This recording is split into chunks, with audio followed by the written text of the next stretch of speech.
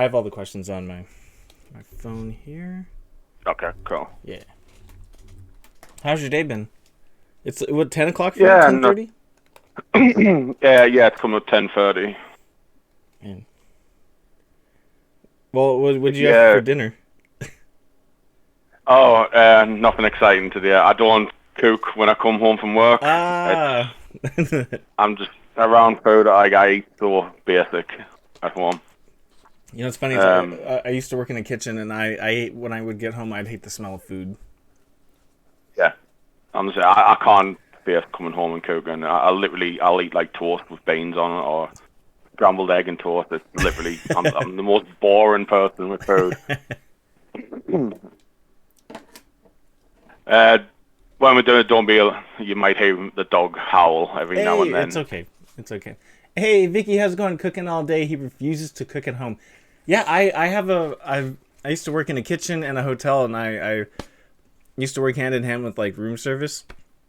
And the cook, his wife would tell me, the main chef, his wife would tell me that when he'd get home, he would not cook, or wash dishes. He didn't want to be around dishes, especially.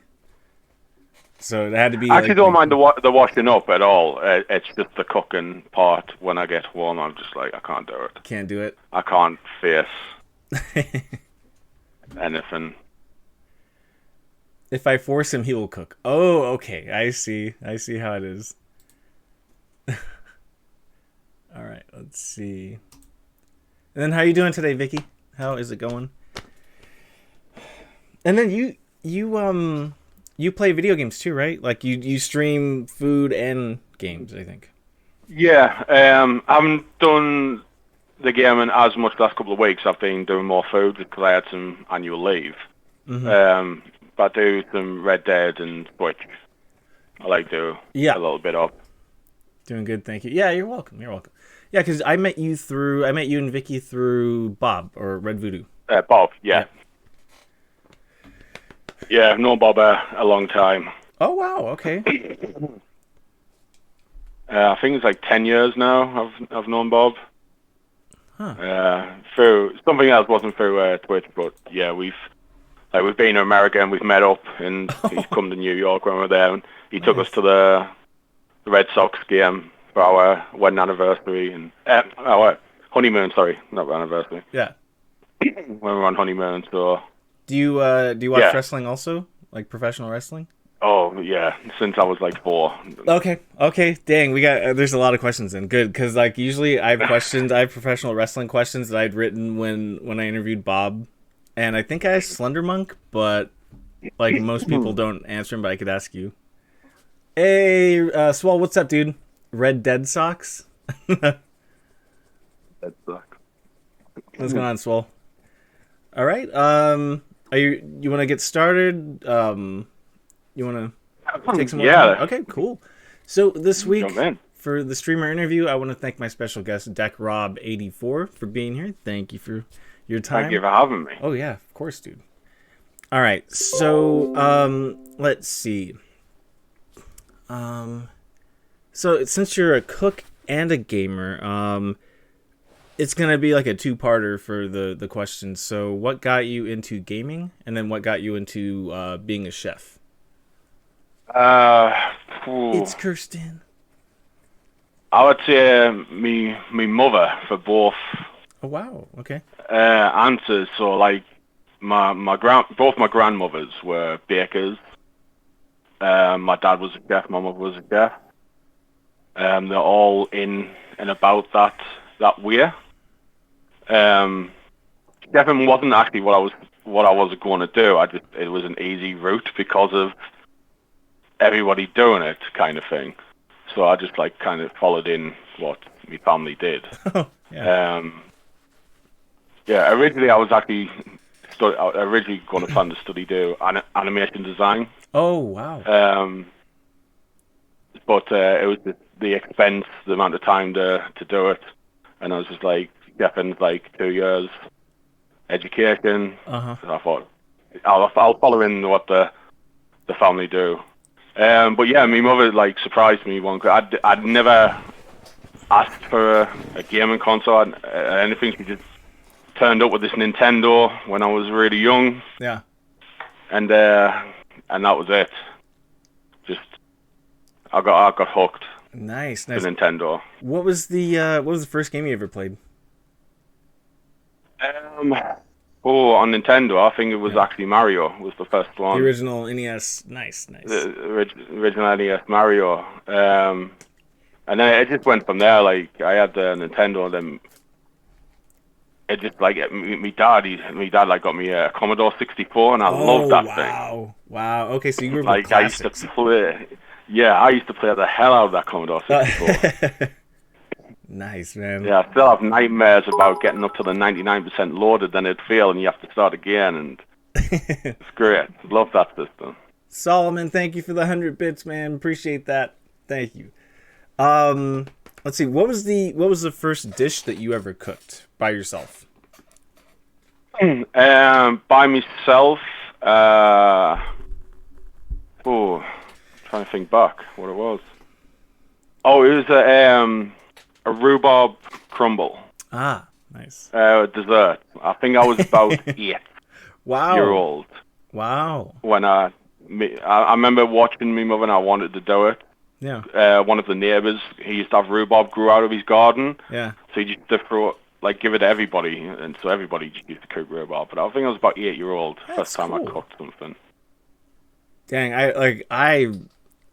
when I was 8, I think I was like microwaving food. I don't think they ever trusted me with an oven and a burner. Dang, that is impressive. Let's see. Next question. Okay, so how long have you been streaming on Twitch? Or if you've been making content on YouTube, how long have you been making like video content altogether? For 5 years. 5 roughly. years. Okay.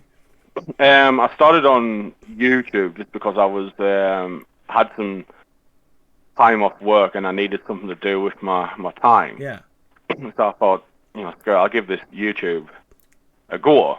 So I just started doing that with the time, and every week I was putting videos out, and yeah, I got quite a few hits on a few videos quite early, so I was like really encouraged. And then the whole change to the YouTube policy came out. Oh yes. And I didn't withdraw any of the money that I'd earned, so I lost all the money. Oh no, the apocalypse! I was just like so disheartened with YouTube for a year or so. Oh boy! And I was just about to start getting back into it when Bob was just like, "Do Twitch. Yeah. You're going to do it live. Do Twitch. Absolutely. There's less cooks on Twitch." So I thought, I'll give it a shot. Yeah, I remember when Bob told me about you. When you came in during the interview, and you and Vicky were talking, and then after you left, Bob's like, "Oh, he's a cook. Like he cooks on Twitch," and I'm like, "I don't know many people that cook." So like that is an awesome way to stand out in the community because you're still a gamer, but you're a cook too. So like that's awesome. It's my two biggest things. So yeah, I thought, why not try and combine them? And then I've noticed, so back there, the Goodie Pantry, is that your YouTube channel name? That's YouTube, Twitch, just about everything's under the Goodie Pantry. Got it. Okay, so that's why I kind of paused because usually the question is how long you've been streaming on Twitch, but I saw the YouTube back there, so I'm like, video content, because it looks like you have been doing both. Yeah, actually my wife did that, so she put the YouTube and the Twitch logos on them. Vicky the artist. Yeah. Twitch, I've literally since the 26th of December, that was my first. Oh, wow. Day after Christmas. I thought, why not? So I did a 4-hour Boxing Day feed for my first video. Yeah, I maybe should have really thought that one through, but... to be fair, I made the other videos afterwards a little easier, having to do such a big one for the start off with. Wasn't actually a bad idea. Actually, Bob helped me with that idea, actually, coming up with the Boxing Day feast. Bob's an awesome guy. I love Bob. He is. He's an absolute gent. Oh, yeah. What was it? If I remember correctly, I remember hearing something about you. You want to play the Switch? You want to stream the Switch? Oh yeah, so like a couple, a couple of got to it now. I was wanting to set up thing. I was setting up like some kind of Mario Kart Yes. tournament because I'm a big Mario Kart guy. That's like my, and that goes back to my mother because she used to beat me on that damn thing over and over, and what made me really competitive. But yeah, I'm really big Mario Kart guy. Okay. That's like my go-to every single time. So eventually we're gonna get Deck Rob Mario Kart streams. Yeah. Yes. And hopefully we can get like if you up for it yourself as well. And Absolutely. And get a tournament going. Kristen. Kristen. Yeah. Yep. She wants to. She's in on it. I know that for sure. sure. She's been practicing, getting some of the little tips and tricks, and learning how to drift around the corners and stuff. So. Curious Bananas. Hello, welcome. Curious Banana says looks lovely. Vicky likes the drawings. Vicky says she has bad drawings. I think it looks good. I can tell what it is from here. Yeah, she is quite good actually. Yeah. So I there's like two questions I usually. So like when people are like, "What's your astrological sign?" That's But who's your main in Mario Kart? Who's your main person in Mario Kart? So recently I've kind of been using the me, just to try something different. But with the standard characters, I'm all Waluigi. Waluigi, okay. Waluigi's my guy. Okay.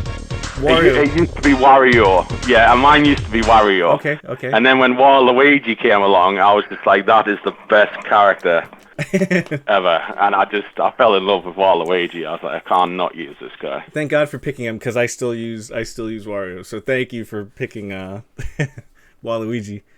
Maggie's joining the stream. Thank you for the host, whoever hosted. I didn't get a chance to see who was hosting. The call doesn't show me, but thank you, whoever that was. Okay. So, what is the origin behind your screen name? Dekrob. So that goes back to video games. My real name's Derek. But back in the 80s in the arcade, you could only put 3 letters when you put your name in. Yeah. So my dad used to take me to the arcades, and I couldn't fit my name, and he said, "Well, just put Deck." Yeah. DEK. So I started using Deck, and it's just stuck since then. So that's cool. Growing up, all friends called me Deck because they used to see my name on the games. It was Deck, and that's it, just Deck. That's how it came. Cool. The thing, the Rob's just a shortened version of my surname. Oh, got it. Okay, yeah. Kind of reminds me of Sea-Wing. It's kind of like that. It's like a short name, or it's like a combined version of your name. Kristen, thank you for the host. That was you. Okay, perfect. Let's see. It's funny. You just reminded me. In the arcades, I was CAW, like, because I just couldn't put. You know what I mean? Like, you had to put 3 letters. So yeah, yep. Yeah. You only got 3 letters. I think you get more than. I think you get up like 10 letters or something now with some of the newer games in the arcade. But if I can ask, where are you? Where do you live now? Because our arcades big there still. No, so I live in Cambridge now. Okay. I'm actually from the north of England, the northeast of England, originally, from a place called Sunderland. They still have them because I'm from a seaside town. So they still have, but their arcades are still in the 80s. Like they haven't changed. Really? Yeah, so they've got the same carpet and everything. It's still 80s set. Oh, man. And they've got all the same games. Lucky. That was in there. It's lucky guy. We often do go down, when I go back to Sunderland for a visit, we'll go to the seafront, get fish and chips, and go in the arcade and see all the old-fashioned games. Vicky, did I open a can of worms here? She says he wants to go back to Sunderland now. Oh. Yeah, I haven't, because of the COVID, we haven't been able to travel, so I haven't actually been home for I'm coming up to about a year, 18 months now since Ooh. I've been home. Ouch. So, but I can't wait to go back home for a visit. So my dad used to take me to arcades, and they changed everything. Like it's like more lit up now. Arcades used to be like dark. They smelled like nachos. Yeah. Yeah, they had like. You know what I mean? Like all the machines were close and they're like super like violent, like Yeah, Mortal yeah. Kombat, Street Fighter. Yeah, no, they're all like Chuck E. Cheese games now. It's just like it kills me. Yeah, so they have like in this place. So we've actually got two seaside. There's one called Seaburn and one called Southfield. And the Seaburn has three. The Southfield one has like 4 arcades, and it's in a part of a like a amusement park thing. Okay. So 3 of them they updated and modern, but they left one of them stuck in the 80s. Oh. So all the games, and there's still some 80s and early, like they've still got the old WWE game where you had 6 characters to pick from. WrestleFest. Yeah, I think that was it. Yeah, where it was, Hulk Hogan, Warrior, Sergeant, and Earthquake, basic. Yeah, so they've still got that game in there. It's still going, or at least it was last time I was there. Solomon was saying but that was the game I used to go to. Oh yeah, WrestleFest was the game for sure. Solomon says I used to love the Ninja Turtles arcade game. Do they have that there? They do. Oh my god. At least last time I was there. It's quite a lot of time since I've been, but last time I was there, they still had.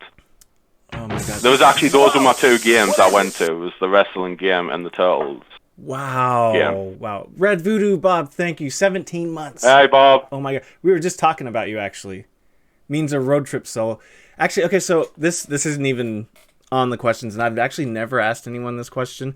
What would be your top 3 or top 5 arcade games? Just because you're a kid of the 80s, so like you know what's up. So the wrestling game would be first. Okay, WrestleFest. Yeah. I'll be tempted to say the second, the WrestleFest 2 one that came out. Okay.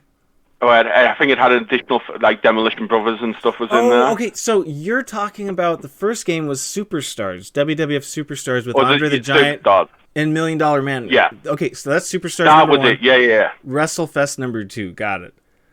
Yeah. Okay. The Turtles game. That was a classic. Daytona USA. Ooh, that soundtrack. Yeah. And what was a really, I'm not sure how, we had it here in an arcade, and I think it was the only guy who actually ever played it. But it was called Radical Biker. Radical Biker. Was it Nintendo? And basically, no, it was Sega. It was made by the same people who made Crazy Taxi. Oh. And it literally was Crazy Taxi, but you were on a moped scooter and delivering pizzas. Whoa. And you had to weave in and out of things, and it was just addictive when I first played it. Yeah. But it was a pretty neat arcade game. I've never heard of it. I played it once, and I was stuck to that thing for hours. Radical Biker's the name? Radical Biker. Okay. It was a Sega game. Yeah, it was the same people who made Crazy Taxi made it. It just didn't have the same impact as Crazy Taxi. I would... You know, Sega actually did an ambulance version of that game. Oh, I had never heard of that one. Yeah. So oh, damn! It could have been where you got Radical Biker and you got the ambulance version or something like that. Sega's just like, we'll give them both the taxis, but we're gonna split up the other 2. Split the rest up. Yeah. Oh man, that's cool. Let's see. I would say so. Like WrestleFest, the Sega made a Spider-Man game where you got to use Submariner and Hawkeye. It was like a Streets of Rage kind of game. Yeah. The Simpsons, X-Men. Oh, I forgot about the Simpsons. See, yeah. I knew it. That's why I'm bringing them up. And of course, Turtles. Yeah. So like, yeah, those I'd pick those. I mean, as an honorable mention, I would say a Time Crisis. Oh yeah. That was I love that game, Time Crisis. Yeah. Oh god, Mortal Kombat 2. What am I doing? I love Mortal Kombat 2. Oh, Deck. Did we lose him? He'll come back. You complete it, but there we go. You're good. He's back. Yeah. We take like equivalent of $5 each down there to try and complete it in one go. We used to get so close, but yeah, I love Time Crisis. So it was a really good game. No, Time Crisis is the home version too. It was, I think it's like a $200 game because I get the light gun, but yeah, it was really good. Yeah. Let's see. Do you have any particular mascots for your channel or like your emote? Do you have any in mind or any that are coming out? Or Kristen actually did me some emotes that have like Sunderland slang on them from where I'm from. okay, So I have to be like, this isn't actually how I normally talk. Because I'm from the north and I'm very aware because I'm down south and when I talk to people online. So I joke like I say I never had to learn to speak English until I moved to Cambridge okay, because where I'm from they just talk slang and quickly. yeah. And nobody could understand a word I was saying, so I had to learn to adapt things. So it's all slang words like all read and which means hello. Okay, so here we go. What would be like? I don't know. Say a couple things from where you're from, and then translate them into where you're at now. So if I bumped into something like say like we went back a long way, hadn't seen you for a few months, and then I'm walking down the high street in Sunderland, and I bump into you. In Sunderland, I'll be like, "All right, bro, can we come?" What? That's how I normally talk. Yeah, that's crazy. So imagine that I've had to learn to talk like this, slow it down and using English. Vicky says, "Oh God, you asked for it." All right, Yeah. Bob. All right, I'll see. Bob's gonna go eat, and then Bob says that Solo's tapeworm is your channel mascot. We always joke. Like every time I make food, the people say, "Oh, I couldn't finish that." Would say Solo could. we say Solo's got a tapeworm, and that's the mascot for the Goody Pantry Solo. He gets a cut of the Solo gets a cut of the profits from the subs. Yeah, you can get a cut of the profit. Yeah, there you go. There you go. Let's see. What would be like your goodbye or like good night thing where you're from? Goodbye is ta-ra. Ta-ra? Ta-ra. Interesting. Sorry, Vicky. I know it's really good. All right, I'll catch you later, mate. Ta-ra, ta-ra. You say it twice. So it'll be like ta-ra, ta-ra. Huh. Is it like tomorrow? Is it like an abbreviation of like tomorrow? No, it's just, I don't know. It's just, well, weird. The way we talk, it's just, but everybody says it twice. It's like women in Sunderland always start sentences with saying the letter E, but stretching it out. So they'll, E, I've never seen you for a while. E, how you doing? And like we moved to Sunderland, back to Sunderland for a year. Yeah. And like Vicky was terrified that she'd start saying E before sentences. Which I think she's pleased why we only stayed there a year and moved back to Cambridge. Oh no. Oh, that's hilarious. I didn't. Okay, I thought you did for a sec. I thought I heard you did, but okay. You know. No, she picked up a couple of words. Like she says "man" a lot. Oh. Okay. So like even so, if you did something wrong, they say, "What did you do that for, man?" And "man" just rolls after every sentence. So it's quite weird. And hoy it out. Hoyed out. Hoyed out. Hoyed out. Which means throw something away. Hoyed out. I thought you guys were saying hideout. Like I'm in a hideout, like hiding. Yeah, no, it's just we've got a word for everything. Oh, like no, you're good.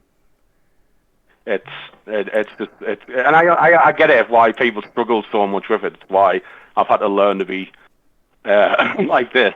That's hilarious.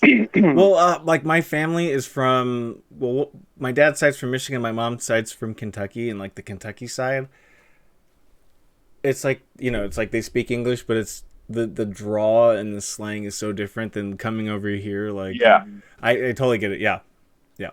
And then last time we went to America, we were in New York at New Year. Oh boy. And we went into a T-Mobile shop to get SIM cards for our phones. Yeah. And my wife went to the desk first, and she asked for a SIM card. And this girl's like, "Oh, are you from London? I love Peaky Blinders." And he just kept. She said, "I'm from Cambridge," but he kept going on about Peaky Blinders. Yeah. And he asked me what did I want, and I said, oh, I just want to see him. He said, oh, where are you from? And I'm like, you cheeky git, I'm from England. That's funny. He thought I was from a different country, and I have that every time we go to America. People never guess I'm English. They'll say Austrian, German, Australian, everything before they guess Really? English, just because of my accent. A lot of them. It sounds English to me. I mean, I guess a stretch would be like Scottish, but you sound English. Well, Sunderland's dangerously close to Scotland. Yeah, because like when you say me wife, like that. Yeah, me wife. Yeah. Yeah. It's very close to Scotland. Curious Banana says, ask him to say "son of a baconator." Oh no. We went to a Wendy's when we were on. Oh no.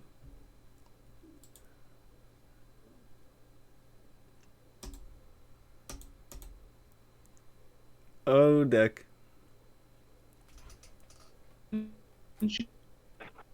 What I was asking for. Yeah. I just stood there for ages saying, can I have a son of a baconator? And it took ages to get the thing, and my wife wouldn't help me. She just stood to the side laughing, trying to explain to this girl what I was trying, and they just got a lot of fun out of it. In the end, I just got up and Curious Banana, she was from New York, and we met her there. Yeah. And in the end, she just kept asking for everything from me because they were just struggling so much Vicky, with my accent. You sound like you're trolling. Like, because it's so funny. Like she just had you ask for it and wouldn't. No, my wife is a troll. She can be a big troll. I'm picking that up. Definitely. Of course. Yeah. Let's see. Are there any video games or dishes that you're looking forward to streaming? You're like, I want to make that on stream, or I want to play this game on stream. I was thinking about, because one of my favorite games, and I'm still, it would have to wait till if they brought it back out on Switch. One of my favorite games that Nintendo Plus is actually the Resident Evil Umbrella Chronicles. Oh, okay, yeah. Like me and one of my friends, we got addicted to that game and playing the hell of it. So I'd like to stream that if it was on. I think my main thing, I mean, fish and chips is my main dish that I love to cook, and that's the one I do. I get it, I'm so precise with which I've done. I'd maybe say something really local, native to Sunderland, that people would be like, what the hell is that?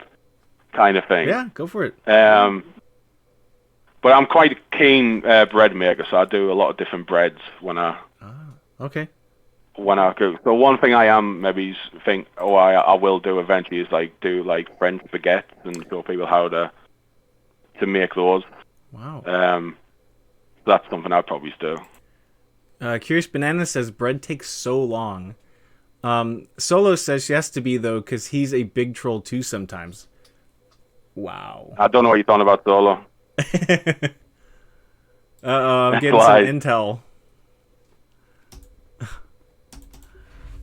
Let's see. So, let's see. So we kind of talked about food coming or dishes that you want to make. So bread, some games coming out that you want to play.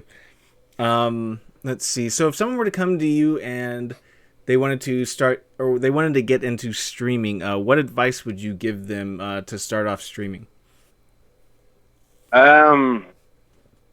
Take lots of pointers from people who are already doing it.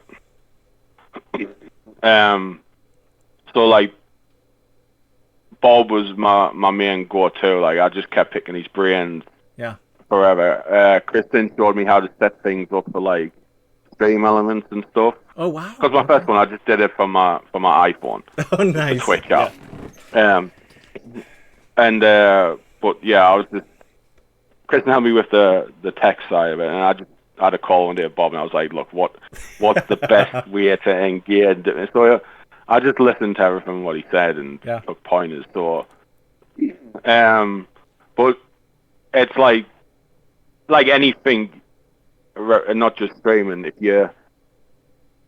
And I'm still fairly new. I've only been doing it for a few months, but Yeah. you've got to be, I suppose, willing to put work and time in as well. To like, you're not going to get anything overnight. Do you know what I mean? Yes, So, yes. watch people, listen to their advice, take pointers from them, and just learn as much as you can from them, and then watch their content, see what they're doing right, and help you engage a bit more. No, I 100% agree. I actually, I had somebody, they wrote me yesterday, and they've been streaming for a week, and they're like, I'm giving up. I'm not doing it anymore. And they, I think 26 followers, and they're trying to make a Discord, and they were trying to do social media, and I'm like, whoa, just slow down. Just focus on getting your 50, becoming an affiliate, be in other people's Discords first, then make yours to see, how to do it. If you take on too much or you try to skyrocket, like you were saying, you're going to blow out. You're going to fizzle. So slow and easy, take notes, listen to other people. Yeah, 100% agree. 100%. Yeah, it's the best way. Like, I mean, doing the YouTube, because on my stuff on YouTube, I edit all my own videos and this, that, and t'other. But like when it comes to a live one, which I'd never done before, Yeah. So I did that. I just listened to what Bob said and Yeah. took different things. So I was watching your videos because I knew you streamed Mario Kart. Yeah. So I was like, I'm going to find it very hard to watch and check. So I was like, I'll watch Seawing for a bit and see how he's doing it and how engaging he's rough. being. I'm like, this guy, I was like, he's still winning. And like, I streamed once on Mario Kart, and it took me a while to get the hang of doing both at the same time. Mm-hmm. I got beat. Funnily enough, I got beat by Wario on the game, and I was just like, this never happens to me. Wow. Yeah. No, I've been streaming since 2014, and it's always a work in progress. At least with reading chat and playing games. So I'll tell you the one games that I cannot do in stream, like Cyberpunk, where it's like text heavy, where I have to read like documents for the story and then read chat. I can't do it. I'd rather do Mario Kart. I can't do it. Yeah. I mean, the last Nintendo game I streamed, which I found quite easy to stream, not to play, was Donkey Kong Tropical Island on the Switch. Yeah. That's a good one. So I'm a big Donkey Kong, but like my wife jokes to me, and I'm just like, either this game's getting harder or I'm just getting older, because I don't remember Donkey Kong being this hard. Yeah. And it just gets me so enthralled, Donkey Kong. Them kind of still them side-scroller games are just fantastic. It's what we grew up with. Yeah. Yeah. And let's see. Vicky says he also loves to teach people his skills in both cooking and gaming. So was that on YouTube that you were doing tutorials on cooking and gaming? Yeah, so my videos on YouTube are just like the easiest version of how to make something. Okay. So I was taking things that people see as complex and trying to break them down to, it might not, like I had to explain it because I used to get some like comments that was like, this is not how you make a Chelsea bun. For one, I had to, I was trying to explain it, I said, it's not the full way, but the full way is difficult. This is an easy version of it. Yeah. And I have it in my thing. These are easy versions just to get people into doing something. Foot in the door. Yes. To learn a basic of it. But I have trained in real life for the company I work for. I've trained quite a few chefs when they come in as kitchen assistants, and so I do a lot of training with people because I've worked in the kitchen since I was 15. Yeah. So I've been for the last 5 years. I'll generally take kitchen assistants and I'll give them their start and train them up, and then send them up. And if they go to college, I'll fill in the blanks for them and help them catch up and stuff like that. That is pretty cool. So like you train sous chefs. Yeah, the company runs is like KPs, like the kitchen porters, and if they say they're interested in it, crave it, I always say, okay, then we'll start, and I'll take them through how to make sauces, how to make soup. and just go through right from the basics, and I'll show them how. Huh. So there's one guy I train. He's a second chef in the same company now, who trained from a kitchen assistant. A lad that just trained recently, he's gone back to Italy, and now he's a chef just by doing 6 months training. That is cool. So I do like the training aspect of it. With COVID, are there any new challenges to training the chefs? Is it like all videos? Yes. So with COVID, it's because I work in a care home. Okay. But the care home I work, it's a luxury set of care homes. So they go out to hire the chefs because they have like restaurants in there. Yes. Within their homes. Yep. It's a big. So like I do mentoring and different things, and they'll ask me different bits. But mostly now it's done over the phone, on Teams or stuff like that. So with I used to work in a nursing home too. I was a CNA, so I know the challenges with that, where you have to do like soft diets where you have to boil the food, or like diabetic, you have to salt intake. So there's a lot of challenges there. Yeah. Especially now because like with like the puree foods and stuff. Oh, puree, yeah. So now the challenge is to make them look like the actual food. What? So like every day I've got like 6 or 7 piping bags on the go, and I'm piping carrot and peas. So I'll pipe a carrot, and then I'll use the peas to put the green stalks on. And oh my god! Are you kidding me? Yeah, it has to look and that can take up an hour. That's crazy. Of time just to do your plating. This kind of stuff. Yeah, and I have to teach the others how to do it. So, and then we change the designs of them, but the puree foods we try to make them look as because they close like to the baby real food. thing. Yeah. Yeah, if it's not a thing, like I had to eat puree foods once for about 4 weeks. Oh. And it was just the worst thing, especially for a chef, having to eat the puree food. Yeah.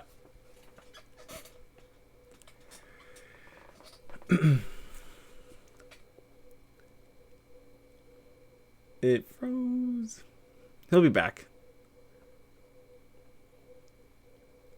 Okay, we're here. Yeah. Okay, perfect. Okay. I think it's just because we're across the pond. You know what I mean? Like, especially, and it's I'm not sure. The wind. Okay, yeah, I blame the wind. It is actually it's storming outside, so Same. that might be what's causing it. Vicky says it's a 5-star hotel. Let's face it. Yeah, the nursing homes. There's some that are luxury. Like, there's like a medical facility at the bottom, and then like when you go to like the floor 4 and up, it is like a luxury condominium or like hotel. Yeah, absolutely. We will send photos. Okay, yeah. I know Deck's there, but if you want, you can post all that stuff in Discord, like the food section, like the plating of the puree. I'm curious about that because I used to, as a CNA, I would have to feed the clients the puree food. So I've never seen that where it's plated like the actual thing it's derived from. It is really like, so Christmas Day, we did a full Christmas dinner period. Wow. And shaped to look like, so we had Brussels sprouts, and they were shaped, and we used like forks to carve the lines in them, like the leaves and stuff. And that was a 2-hour job just on Christmas Day alone. Let me ask, so if you do puree chicken, are you doing an actual chicken in its form, or like a rotisserie chicken? How are you making that look? So with that one, it goes into like a sliced chicken. So if you've got a chicken breast and it was sliced. Yeah. But so what we do, we roll it in cling film. It's tightened at the edges, and then you let it cool down. Then you cut it on a diagonal, and that creates a chicken breast. And then you slice it again. You fan it out to the pieces, so you have like a fan of chicken slices, but it's all pureed. That's crazy. That's pretty We cool. actually did a pureed afternoon tea one day. Afternoon tea. So it was pureed sandwiches, and I actually got them to look like sandwiches. The Wow. pureed lemon and cream scone and different things. It's all if you can got imagination for it, and Yeah. you can Sounds do it. like It just takes a lot of practice and Huh. stuff to get it down, but it can be done. Yeah, I'm visualizing it now. I'm just like that's incredible. And it's more of a humane thing to do for people that are in those homes. Yeah, absolutely. Let's see. And then you did say that you do content on YouTube and Twitch. Do you see any advantages or disadvantages to making content for both? Like, are there any pros and cons that stand out to you? YouTube, I think, for if you want an edited video, the only problem with editing a video, like, people's attention spans don't have to be as high, because you're like, I once did a video and it was 3.5 hours long, but it clipped it down to 1 minute 30. Wow. That's just how cooking, you know what I mean? Making it's those like, Twitter videos. no one wants to stand there and watch the oven like a flapjack cook for 35 minutes. You want to see it go in and come out. Yeah. So YouTube's good for that side of it. You can retain a bit better because it's quick. But then if you're going to really teach somebody something and you have to describe it, then those kind of videos aren't that great. And that's when you'll get some comments like, this didn't work out very well, and it's like, because it's not so that's where Twitch is better for the live. I'd definitely say Twitch better for live than YouTube. Yeah, the feedback, absolutely. Yeah. It's just more interactive and everything for it. Yes, Kristen says people can cook with you, and you give tips like on the spot, like a live feedback. Yeah. So let me ask you. So Kristen, oh, sorry. I was with Kristen and Curious Bananas. They often take cook along with me. Like I did pizza on Friday, and Curious Bananas cooked along with me. That's why the same bread takes so long, because he was like waiting for the bread to prove and stuff. Well, I was gonna ask. So when you're baking bread or baking something, so it's guaranteed like 40 minutes, maybe an hour. So while you have that in the oven, what are you doing in the meantime on Twitch because you said you elapse the time on YouTube. How do you fill in that void on Twitch? So I normally use the bread with something rather than just bread, because if it was just bread, like, so when we did the pizza, I did two versions. I did a Napoleon style and a Sicilian style. Mm-hmm. So while one bread was proven, I could get on with the other one and start doing all the bits and pieces for it. I did a French crust bread early in the week as well, but I did that with an Irish coddle dish. Oh, nice. So while the bread was proven in the thing, I was making the other thing. So Smart. I tried to make, if I know I'm going to have a good gap, I'll fill it up with showing how to do something else. Perfect. I'll just let people ask questions and answer them and stuff like that.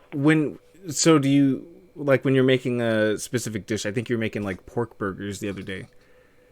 Do you map out, like, on paper, you're like, all right, so this is going to be 40 minutes. In the meantime, I'm going to do this.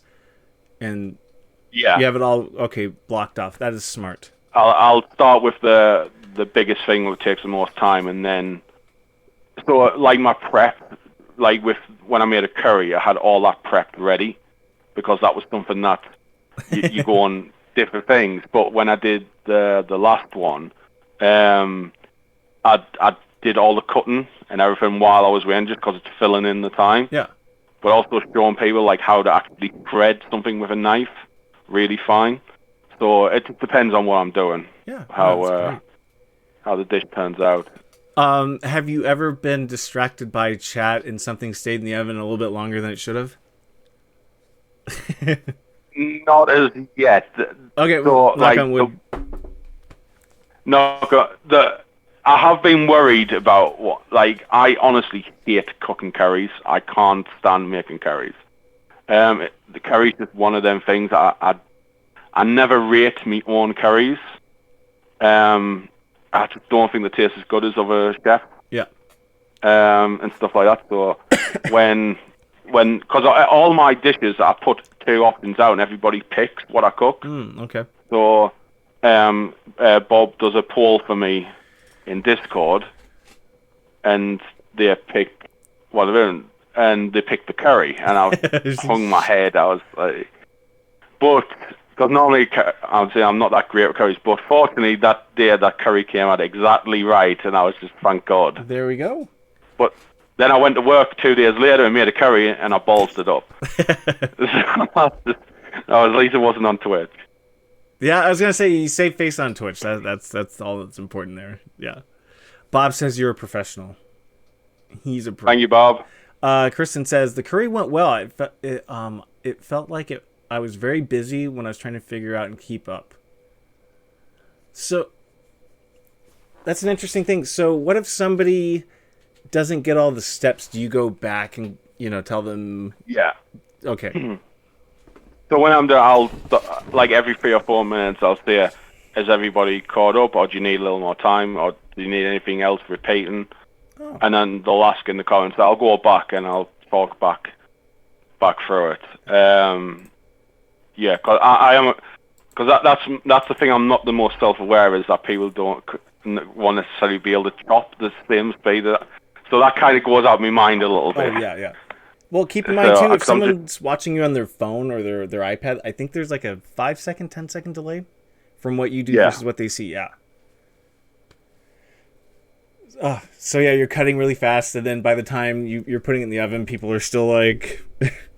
On the first one, I'm like, okay, I'll wait a couple of minutes, and then I'm just so used to it with like having to. I struggle to try and slow down. No, I think you're fine. Like especially because you can always clip or go back or like highlight it or it's perfect. Bob says I'm still waiting on that New England clam chowder. Oh yeah, I promised I would make clam chowder on Twitch for Bob. There we go. I'd never had proper clam chowder until I went to America, and I had the clam chowder, and it was fantastic. Kristen says, I mean, busy in a good way. He multitasks so good. Yeah, so like on the Boxing Day on my first one, I found like there was a gap I didn't anticipate for. Oh, okay. And I was like, damn, I've got like 15 minutes where it's my first time. I'm not going to talk, so I just quickly whipped some sausages and I started making sausage rolls and just to fill in the time. So yeah. I am pretty good at multitasking. And Kira's Bananas wants a sticky toffee pudding. That is smart. Solo says watching him with a meat cleaver is scary.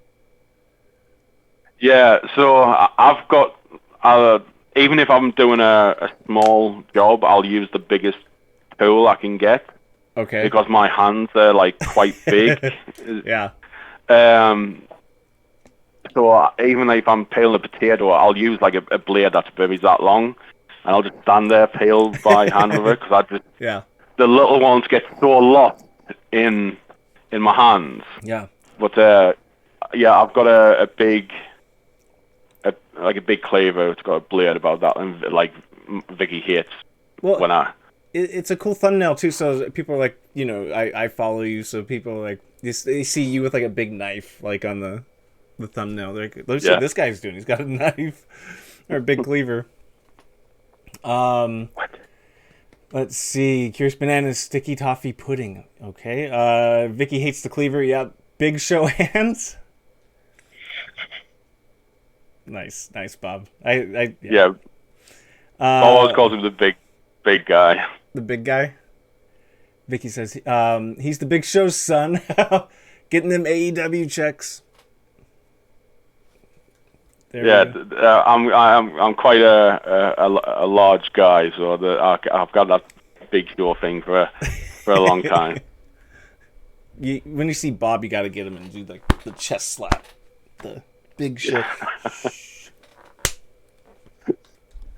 Let's see. Boop, boop, boop. let's see. Are there any streamers who've inspired you? So we kind of talked about this. You said Bob was definitely one of them.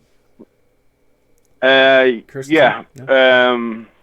Bob, Kristen, she's helped me a lot with setting up with the stream and stuff. I'd say it because I'm still fairly new. Just like there's 5 people I've stuck to kind of watching. Yeah. To pick up. Yourself being one of them with the Mario Kart and stuff like that. I know our time zones are like very different, so usually I do catch up on your videos when I've. Okay. He's one of them. So yeah, Bob, Benson, just because I really like the fact he does everything for each charity and stuff like that. And there's a guy that I forgot his name. Bob put me onto Tarticus. Spartacus? Tarticus. Toscus. Or yeah. Tarticus. Ah. Tarticus, yeah. Bob put me on, and he's a guy, and he's just really funny, and he's quite witty and engaging. So I just kind of watch. Yeah. To get tips on more the engaging side of it, because I didn't notice on my first one I had a tendency just to stop talking because I was concentrating on what I'm doing. So. Yeah, especially if it's your first time. Yeah, you're fine. You're fine. Yeah. And you're a cook, like that's why I'm trying to pick your brain on like how you do it, like how you engage in chat, how you fill in voids, future planning, time blocks, all this stuff, because it's a whole different beast. So I mean that's another reason why I had to ask you like to come on. I'm like let's see what a cook says about the challenges on Twitch. So it doing it live. It took say the first couple of videos got some getting used to. Mostly I'm just looking at a 2-hour slot. That's like kind of the maximum. Obviously I know I can go a bit over, but I'm just looking at what I can pack in the 2 hours. But that is like I don't see a lot of people showing people how to make bread. I'm trying to keep themes and like show mostly how to elevate something that everybody already knows how to do. So like for my first few videos, we did just something similar like mashed potatoes. Oh, okay. But I showed like 4 different ways on how to do them. Oh wow. So your basic version, and there's camp mashed potatoes, called cannon, which is an Irish mashed potatoes, and they're all done different ways. Like one's done with just baking the potatoes, then scooping the insides out and mashing it. One's done boiling the potatoes whole with the skins on, and then so there's lots of different ways and different stuff on. So that's what I'm just with Twitch. I'm trying to just show how you can take something really simple and elevate it a bit. Kristen says buttered toast. Oh God, such a. I do not understand people who butter toast hot. Okay, what's that? What's that about? I don't know. I've always buttered toast cold. Yeah, and this is what I had on Twitch. Okay. And I had everybody telling me, but you can't butter toast cold because the butter's too hot. And I'm like, yes. I'm just so I was just so like, I can't be the only person in the world what thinks this way. And then in the next video, they were all asking me, okay, so let's see how you butter this toast cold. So I had to stop what I was doing to do a slice of toast and show them how I butter toast cold. Are you the kind of guy that pours milk in first and then the cereal on top? Oh no, but I am very regimented with like things like. So I've always everything I do, to me, I think is normal. Yeah. Until like my wife says that I'm absolutely like crazy for doing it. So like with a tub of ice cream, for example, I can't stand if someone just eats from the top down. Okay. So when I take the lid off, I get a spoon and I make a cross on the top and I eat a section from top to bottom, and then it leaves 3 more portions. And that's how I've always eaten ice cream, and I thought that was the normal thing to do, and then just No, I was like, no, I never eat ice cream. And I was just like, but it makes so much sense because you've got 4 portions of ice cream, and then I'm like that with things. So are you Something I've like got to be very. he's baptized? He's like blessing the ice cream before he eats it, puts it in 4 Yeah, sections. we're giving it the end of prayer for the ice cream. Yeah, it's like with butter as well. I've got to go from left to right from the tub. So things like that, and like money in my wallet, it all has to be faced in the same way and in order of Okay, denomination. amount. Yes. And, yeah. To which, when we were curious bananas, and my wife, when we were in America, got my money and swapped it all around just to irritate me. They took all the dollars out and they had the faces touching faces, and I can't stand faces touching faces, and little things I'm really meticulous, I think the word is, Yeah. with. And yeah, ice cream's one of them. I never used such a issue until my wife pointed it out. So I thought it was a normal thing. do you get your own gallon and then Vicky gets her own? Oh yeah, we have to have separate. If I opened that tub and I saw that, I would lose my mind. Okay. I just couldn't understand it. He can't deal with eating ice cream like a normal person. That's what Vicky says. He's crazy. Bob says you're the only one. Yeah. So, okay. So okay. Are there any? So as a cook and with someone that's very meticulous, are there any other foods that people eat that you're just like, that's the wrong way? Like no, you're wrong. Like. I don't think eat the wrong way. I mean, apart from ice cream, I think people just totally eat that the wrong way. I don't think there's anything that people eat. There is certain things I see people, and I think, my God, you're ruining something when they're cooking it. Okay. Fish and chips is my one thing. Like, I don't get me wrong, I love the American food when we were in America, but I was crying inside every time I saw fish and chips. I was just like, no. I was like, and I was so wanted to go show them how to do it right, and my wife was just like, will you sit down? Yeah. Because they couldn't. I'm just like, it's little things, like the way people cook steaks. Okay. And I see them take them out the fridge and slap them straight in a pan, and I'm just like, I'm boiling inside. I'm just, just like little things like that. Or when people order a steak well done, That's me. That's my. Is that yeah? I don't mind it so much, but my biggest thing is when people call a scone a scone.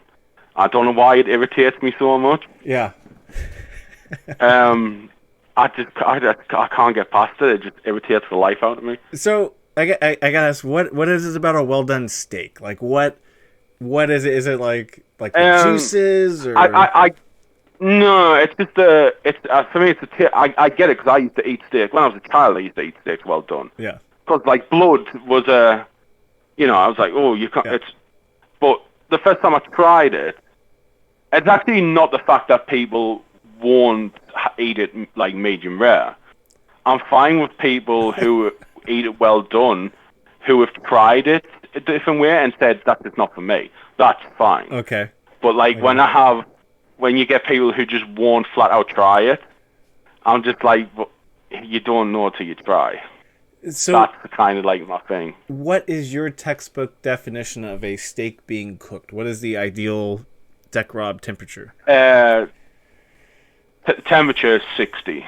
It's like a medium, medium, yeah. I like a medium steak. Medium. I've tried them all different ways. I went through a stage of eating them blue, where they would literally just, yeah. But now I've gone back to medium. Medium's kind of like, same with burgers. I love sitting at medium. Okay. I think it gives the best texture to taste ratio sitting at medium. Ah.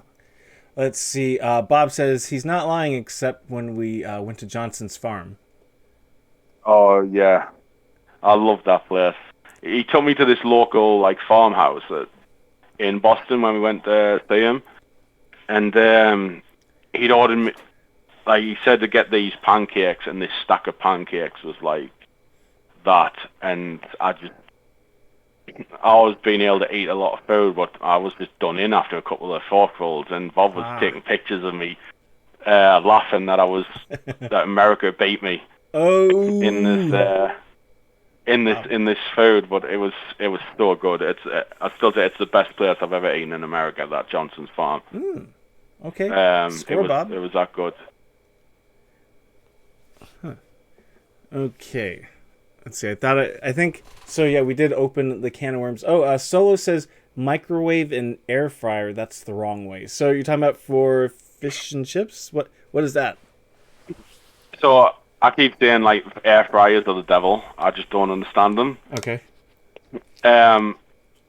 Like I get eating healthy, Anything. but then it's like, why do you need to spend like $150 on a damn air fryer? Just cook them in the oven with less oil. It's the same thing. I can't fathom people with like I'm not a big like gadgety guy when it comes to the kitchen. Yeah. Like I'm still using my grandmother's utensils. Oh wow. You know what I mean? So I do everything with, like, I'm not into all these like big gadgets and stuff that you can buy that do things for you. And I just think learning a bit more would be easier than having to constantly spend out on something what makes it easy. Yeah. So that's just my thing with things like air fryers, but air fryers really annoy me. More so than microwaves. Wow. Because you can achieve the same result with the bare essentials from the sound of it. Yeah. I'm just really like old fashioned with the way I do it. Like even at work, I have a potato rumbler, but I won't let them use it. I make them peel by hand with a knife and not even a peeler. Because I just want them to appreciate how it's. Because if that thing ever breaks, they're going to spend 2.5 hours just peeling potatoes because they're not used to it. Yeah. So I make everybody peel potatoes by hand, and they hear me for it at first, but then they realise how quickly it is, and now everybody can peel the potatoes quicker than the rumble can rumble them. So that's kind of my thing with technology and machinery. It's taking because if ever that breaks on you, then you're going to be like, well, what do I do? I'm so used to putting it in an air fryer. So yeah, I'm not a big fan of machines. Oh, no, I mean it's smart because my grandma used to peel apples and potatoes and stuff. I want to say with a butter knife, or just a regular knife. I was a kid, but yeah, she used to talk to you and she would. Yeah. Yeah. My mother used to do the same thing just with a table knife. Yeah. Peel it, everything. Yeah. Yeah, she was. Her family was from Donegal, Ireland, so they very practical. Like their cooking ingredients were just like flour, salt, and pepper, and maybe butter, and that was it. And it was the best food you ever eaten. Deck doesn't agree. That's good. No, you went out for a sec though. It's the wind. Thank you, Vicky, for adding the I photos. was just saying, my grandma used to do everything by hand with a wooden spoon. Every cake she made was in a bowl, a wooden spoon by hand, no electric whisk, nothing. Wow.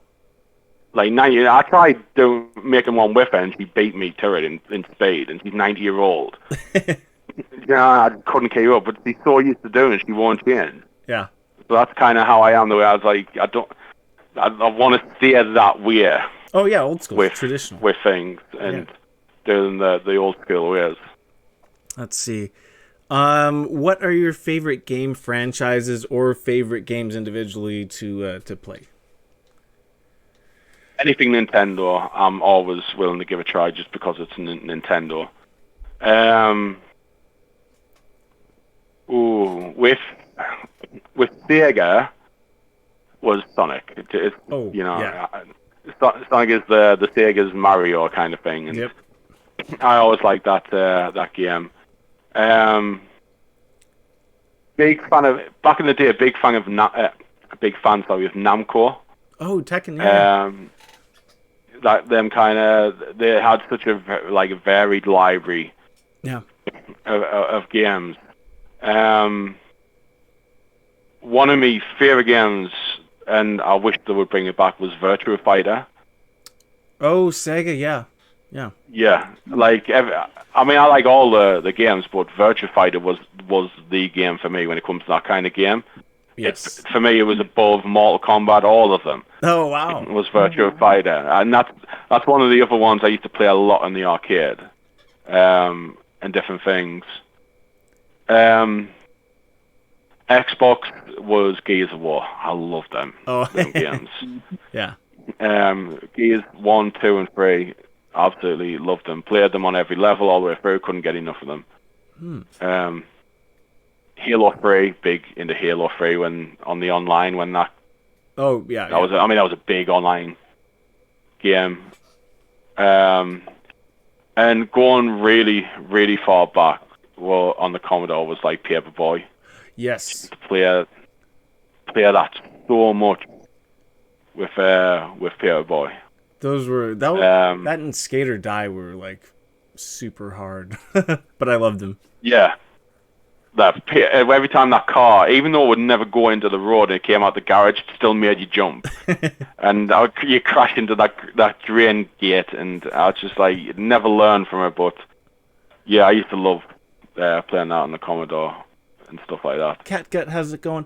I always like doing the satisfying thing in gaming in Paperboy was throwing the paper in the mailbox. Yeah, getting it to go in the mailbox. Yeah. Yeah, you always grinned when you got it because you were like, you've done it. Got it. Yeah, and not only because you celebrate, you crashed into that drain again. You congratulated yourself a bit too. Oh yeah. Or like the people breakdancing on the street or something. You're just like, really, guys? Come on. Yeah, I couldn't grasp that one when the thing. But I think it's obviously just the distractions, isn't it? But let's see. Yeah. Oh, go ahead. Sorry, you're fine. I was going to say, but mostly always comes back to Nintendo and Mario. That's my.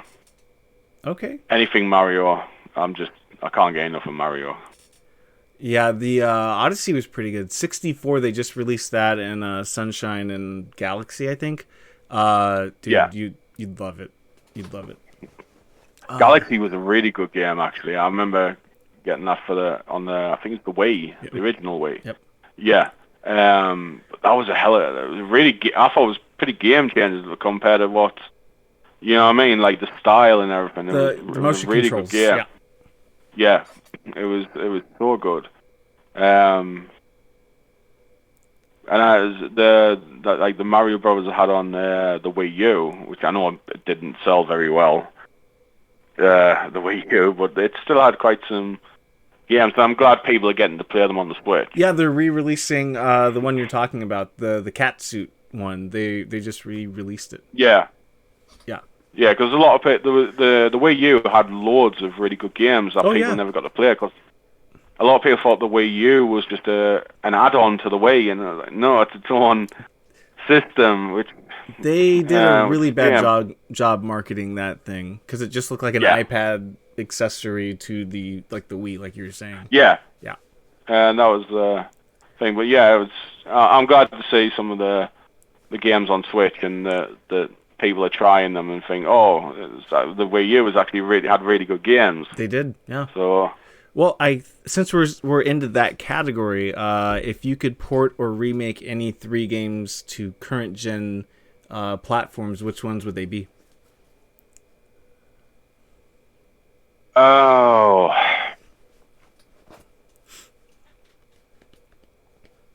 a really good remastered version of Golden Axe. Oh, okay. Would be one. I would say Streets of Rage, but I know Nintendo's just because I've just bought it on Nintendo. They've got a remastered. Mm-hmm. Well, it's not remastered. It's a new. It's a Streets of Rage 4, and it's all. Yeah. So I just bought that. But yeah, Golden Axe. I'd like to say a Sonic, but I wasn't keen on the last time they did with Sonic when I can't even Sonic something it was called, where it was like you were looking behind Sonic, and I can't remember what the name of the game was. Oh, are you talking about the one for the Wii? Was it the Wii? Yeah, because you used the motion The camera was controlled- behind him. Yes. Yeah, the camera was behind him. Sonic Turbo or something. Yes, I know which one you're talking about. Yeah. So, but yeah, the old school games. But I'd love to see like a really good remastered version of the Turtles game. Yes. Yeah. You know, even if it's like a new version of it, like the Streets of Rage 4 is fantastic to play, and the songs and everything are just, they've all been created the old-fashioned way, but used in high definition. It's just, it's such a good game. So yeah, but Golden Axe, I used to love Golden Axe. Double Dragon as well, things like that. Oh, the stuff we grew up with. They did one, Yeah. I believe, of Turtles in Time. I think Ubisoft did it. I didn't like it. I didn't think they did a good job. No. They need to do like maybe like a cell shaded like Wind Waker looking, or maybe a sprite, just an updated or colorful sprite version of like the 80s game. Like don't even put the new, because they added new stuff to it. And I didn't like it.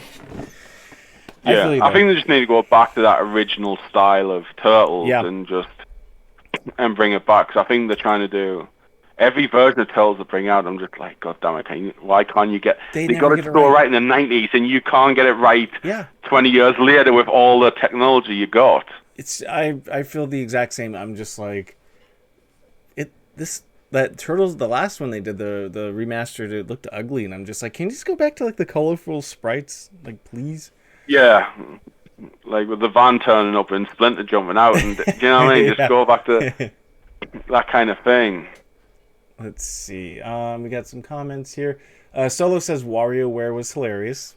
I did like WarioWare. I like the Ashley stages on that. Iggy's asking. He goes, need followers, go to bigfollows.com. Yeah, Iggy, I'm not gonna buy it. Sorry. That's good.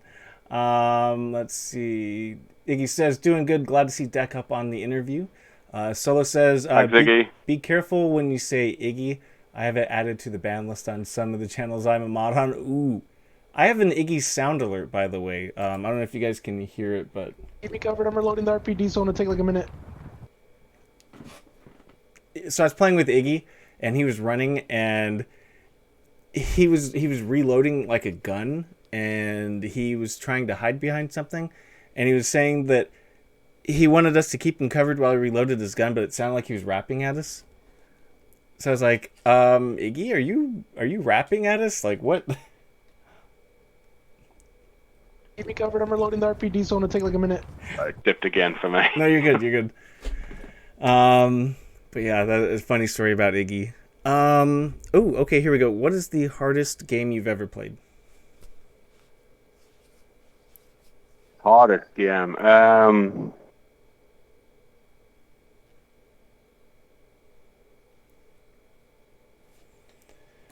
I think that's a tough one. So many had me cursing over the years. I like right now. I'd say this damn Donkey Kong is driving me crazy. Tropical Freeze, yeah.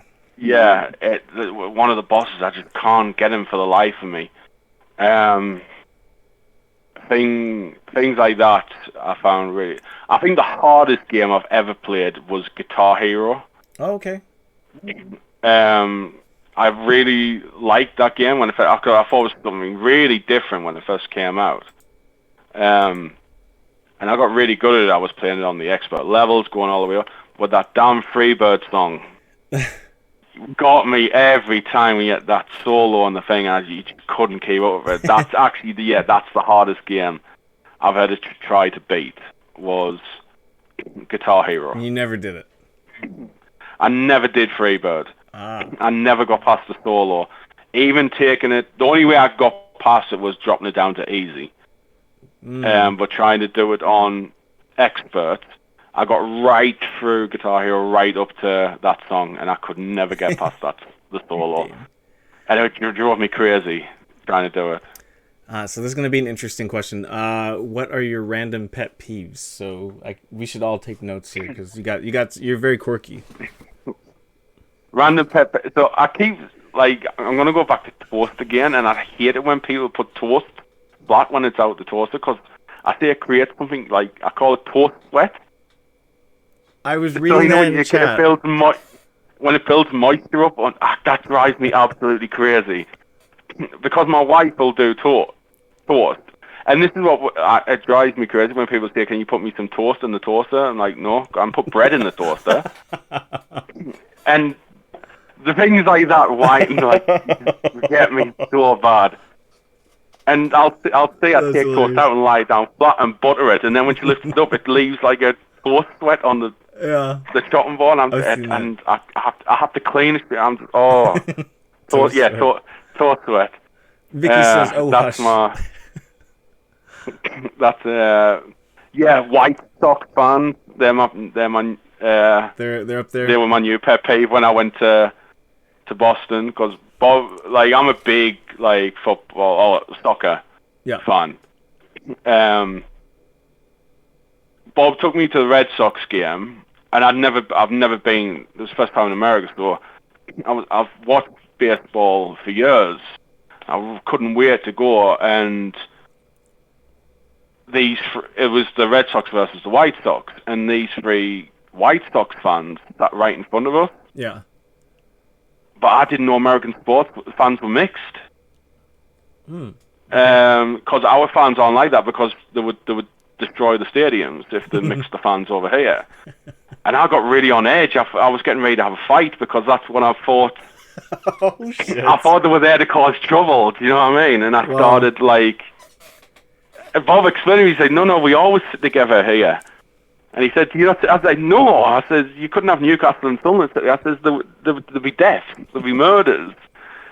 It's all if you watch any England football game, and you see lines and lines of police in the stands on the step. Wow. Because it's so thing. But I was. His fists were clenched for real. Well, I got to be Bob really wanted me to, because he loves the Sunderland football chant. Yeah, you guys' chants are crazy. So he had me starting them off there. So I was. These guys were White Sox fans with stands on that stood, and I was just sat behind them chanting "Who's your pappy" every time Ortiz stepped up to the thing, top me voice and raising me hands in the air like this and shouting, "Who's your pappy?" and just to wind them all up. That's hilarious. Vicky says Newcastle fans. Oh yeah, Newcastle fans. Just I can't stand them. It's the city next to Sunderland, and there's such bad blood between the two. Like people in Newcastle don't go to Sunderland, people in Sunderland don't go to Newcastle apart from the football. That is hilarious. Because of football. No, it's about football now. It started from it was to do with the dock. So because it's Sunderland, as I say, in Sunderland used to build boats. And that's where, people from Sunderland, where I'm from, are called Mackems. That's what they get called, Mackems. And that's because whenever they would make a boat, they said, they'll mack 'em. That, instead of make them, we say mack 'em, and that's why we're called Mackems. So the whole thing was, the Geordies would say, they mack 'em, and we tack 'em. Take them, make them. Right. So it came from, it really stemmed from that, but now it's all about football. But you don't. I had to go pick first time I ever met my wife was in Newcastle. I went to pick her up from the train station. Oh boy. And she came down when she was like, "What's the matter with you?" I said, "I nearly had a fight with a Geordie." I'd only been there 5 minutes, and I got into an argument with a Geordie, which is somebody from Newcastle. Is that where she's from? Is that where Vicky's from? No, Vicky's from Cambridge, but she came down on the train. But she booked the train to Newcastle. Oh. So I had to drive there to pick her up. And I was just so uneasy for the whole time I was there, because I didn't dare open my mouth, because we can tell the difference. Like, most people can't tell the difference between Newcastle and Sunderland when they talk. But we can. Yeah. And I thought, if I open my mouth once, I could get into some real...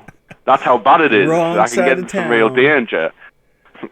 I was about to say, I was gonna be like, dude, it's like a Romeo and Juliet story. Of course, you fell for a girl from the enemy side, but no.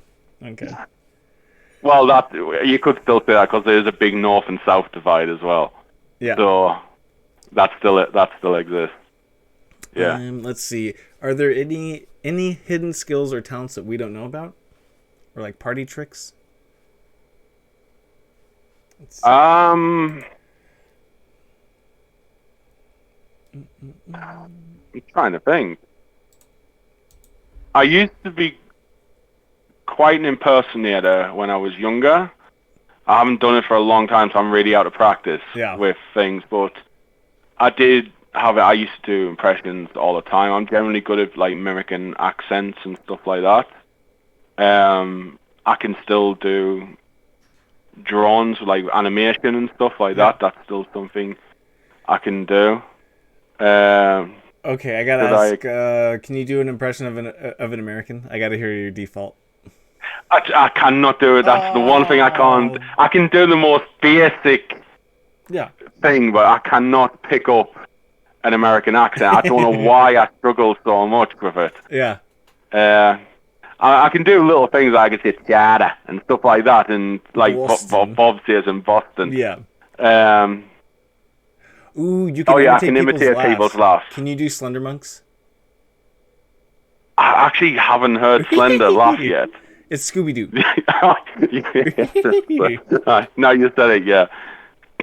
I can mimic laughs. Solo says you do a great Aussie accent. It's such a piss take of the accent, but yeah. So I was doing this thing. So I don't know if you remember. Like Bob said, he used to do like a Second Life wrestling thing. I did that with Bob. That's how I first met Bob. Oh wow. And I've done like, because people found it so hard to understand my original accent, so I used to just do characters and put on other accents. Oh boy. So I had like a character called Dundee. Okay. Yeah. All right. And then you got, and I would just come up with the most high-pitched, squeaky Australian voice I could think of. So going like, "Good night, mate," and that's how you come down to the, you know what I mean, and just doing all this thing, and that's, I can't do it because the dog will go crazy. Do it. Yeah. American accents, apart from the American one, is. So the interesting thing about American accents, people usually do, it's either like the total surfer dude, like oh my god, or it's the southern guy that's always down the street. I was like, it's like it's either Texas or California. So I wanted to see where you went. I think I can, like, with the like those kind of, you heard with those kind of southern ones. I'm not, because some actually thought I was from Southern America the first time I went to America, because when I went with my friends, we went to Vegas. Mm-hmm. And this one was like, "Y'all from Tennessee?" And and I'm just like, "No." Because you kind of got it. You know, so I can pick up little bits. I just couldn't do a full conversation in them like I could with some of the others. But so little bits I can do in them. Let's see, which laughs can you do? What? Sorry? Your laughs. You can imitate laughs. What's your best one? Oh, it's just. Oh, can you do the Red? Can you do the $1 Million Man? Oh, Kristen's laugh. It froze. What did you do, Kristen? No. Sorry, there we go. Usually if we're in a call and someone laughs, I can laugh along with them, like them. Oh boy. And I normally get them as soon as they start. Kristen is one that I always know when she's about to laugh, and I'll just match it. And I always know what type of laugh she's going to do. My own laugh, when I get like really heavy laugh, I sound like Muttley. Motley. Muttley the dog from Dastardly Muttley. Oh, okay. Have you ever seen? I've heard of it, yeah. So that is thing, but yeah, laughter is pretty. And I can normally figure out after hearing a couple of times what kind of laugh they're going to do and when. Yeah. Because my A is still it's still there, listening to it. I'm just a bit out of practice with the impressions and stuff like that. Let's see. Vicky says he does a thing where he laughs your laugh before you laugh. Yeah, that's what I can. So when someone says something, I can normally, like my wife, she goes, and I can normally do it before she does it, and then she does it, and that makes her laugh. Oh, no. But when I do that, I know that laugh's going to trigger the other person in the call. That's what he does? When she laughs after, then I'll start doing their laugh before they start laughing, and that triggers the next person. I can normally do that through the thing, so... If you get a chance, please do Slender Monk's laugh. Like, we have to get him to laugh. I'll watch I'll go back and watch one of his streams, and I'll send it to you as a soundbite. Please, yeah. I will literally put that on my Stream Deck button. Oh, I suppose that's one thing I can say. Bob uses me as a sound machine. Really? Okay. Like a lot of the sound effects he has is just me recording them on my laptop for him. Oh shit. And sending them over. So I do that quite a lot. Thank you for the follow, Cypher Tazi. Cypher Tazi, thank you for that follow. Let's see. Vicky says he's the king of sound bites. And then Bob says another special talent he has giving directions in Manhattan. He's Bridicus Smile. What is that? So me and Bob went to I forgot the shop what it was called. Bob, what was that store called that we went to? Best Buy. Oh, okay. We went to Best Buy to grab something, and it was like heaving with snow. We were sliding all over the street. Took us 30 minutes to get there, where the Best Buy was actually only 10 minutes away, but because of the snow, it took us so long. And they were closed when we got there. So I was like, I did not believe this. And when we started leaving, this guy was wandering around lost, and he stopped and he said, "Do you know how to get to here?" And Bob, even though Bob's the American, said, "No, I'm not sure from around here." And I was just like, "Yeah, go down here, you go 2 blocks down, 1 block left, and then it go just off Lex, and then a block up." I didn't know exactly where I was sending him, but when I looked it up, I actually sent him to the exact place that he needed to go to. Wow.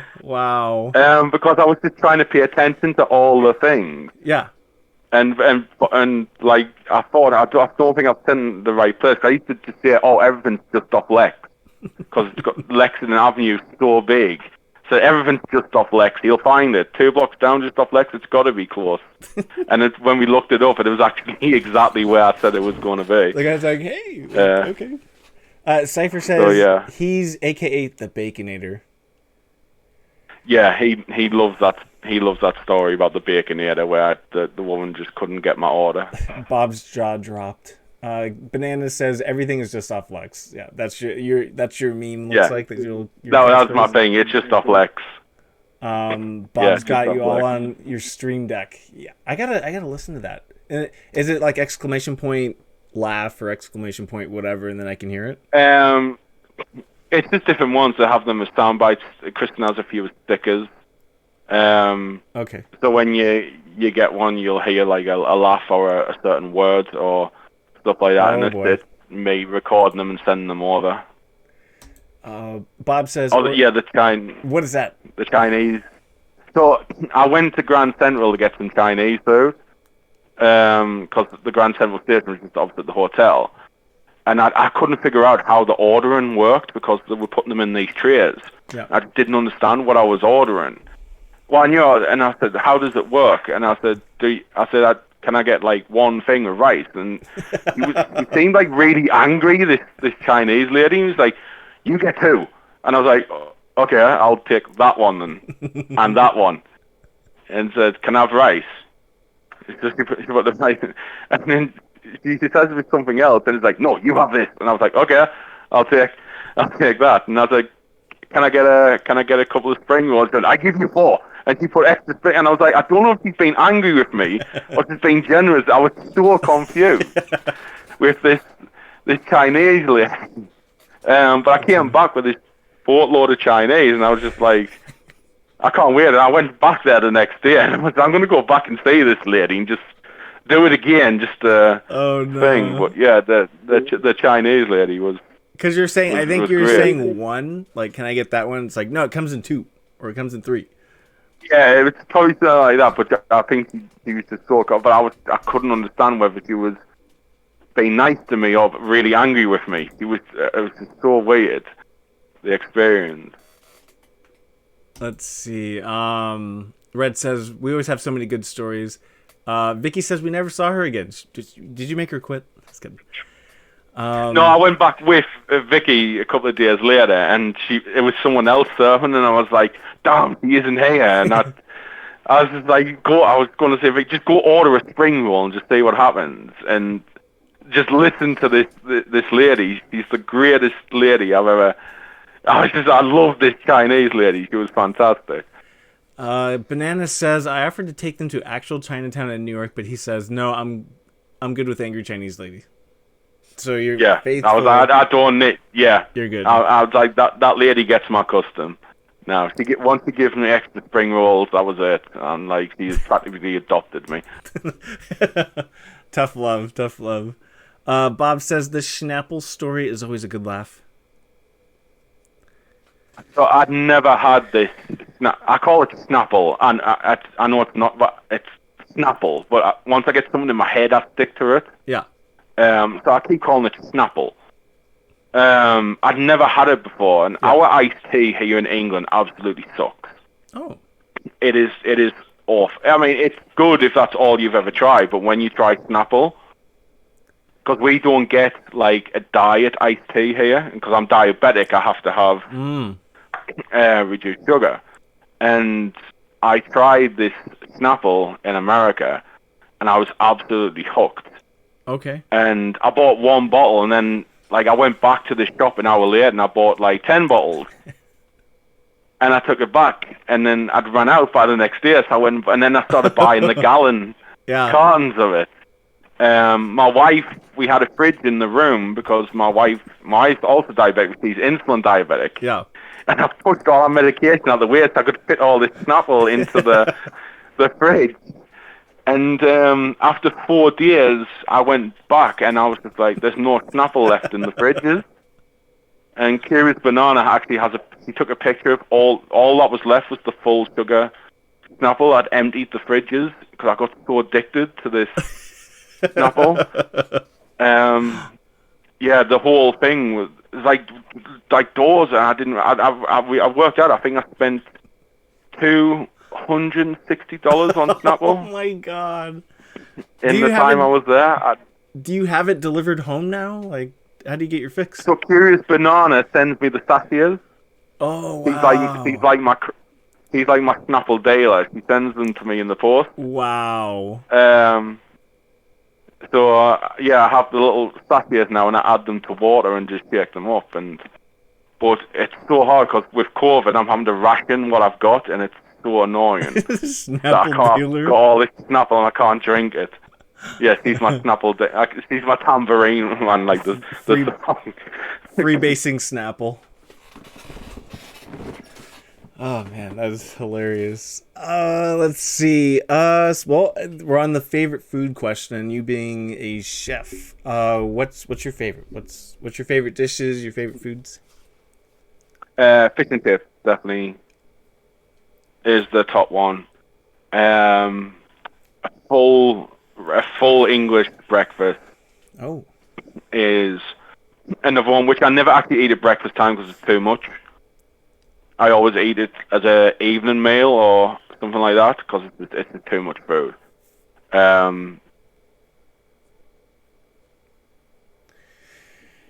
Okay, let's see. How are we doing on our bits here?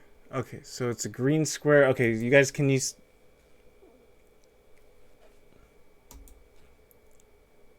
Yeah. Okay, we're good. Okay, we're back. Yeah, I know food in America was quite big, and I was shocked at some of the things, but we absolutely own it when it comes to the size of breakfast. Oh yeah, you guys. Our English breakfast is so big. I love it, so I like that. But again, I eat in an evening. But things like stews, hot pot, they're kind of like my favorite food. To eat, it's like typical, stereotypical British food. Yeah. My favorite thing. Onion rings. I love onion rings. You love onion rings? Okay, I thought they were being. I love onion rings. Trolling. Old fashioned. No, I love.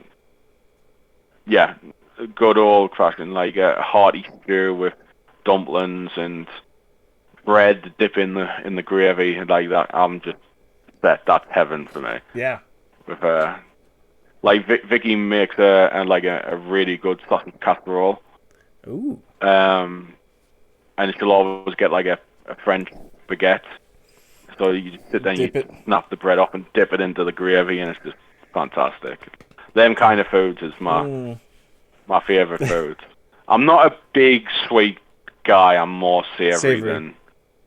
Yep. Even though my favorite thing to make is sweet dessert, It's not the thing I eat the most. I'm definitely more savory guy. So you can do pastry chef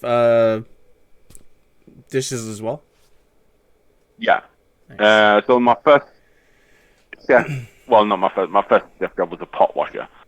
Yes. I started doing the thing, but my first actual chef role was a dessert chef, and I did that for the first like 2 or 3 years. So I'd have to make all the cheesecakes, all the lemon meringue pies, and because it was in a restaurant where everything then was in display cabinets. Yes. So they took the slice from the cabinet and you went that kind of thing. So yeah, that was my first thing. And if I could have just stuck with dessert, I'd have been happy. But obviously, you have to evolve and learn other things. So yeah, I was never more disappointed though when I stopped being a dessert chef. I loved that job. I could quite easily go back to being a dessert chef and be happy. Yeah, so you're a head chef now. I am now. Yeah. Yes. Yeah. I've been a head chef for the last 7 years. So, what's your favorite dish to make? So we talked about your favorite foods, but what's your favorite dish to make? Trifle. Trifle? An English trifle is my favorite thing to make.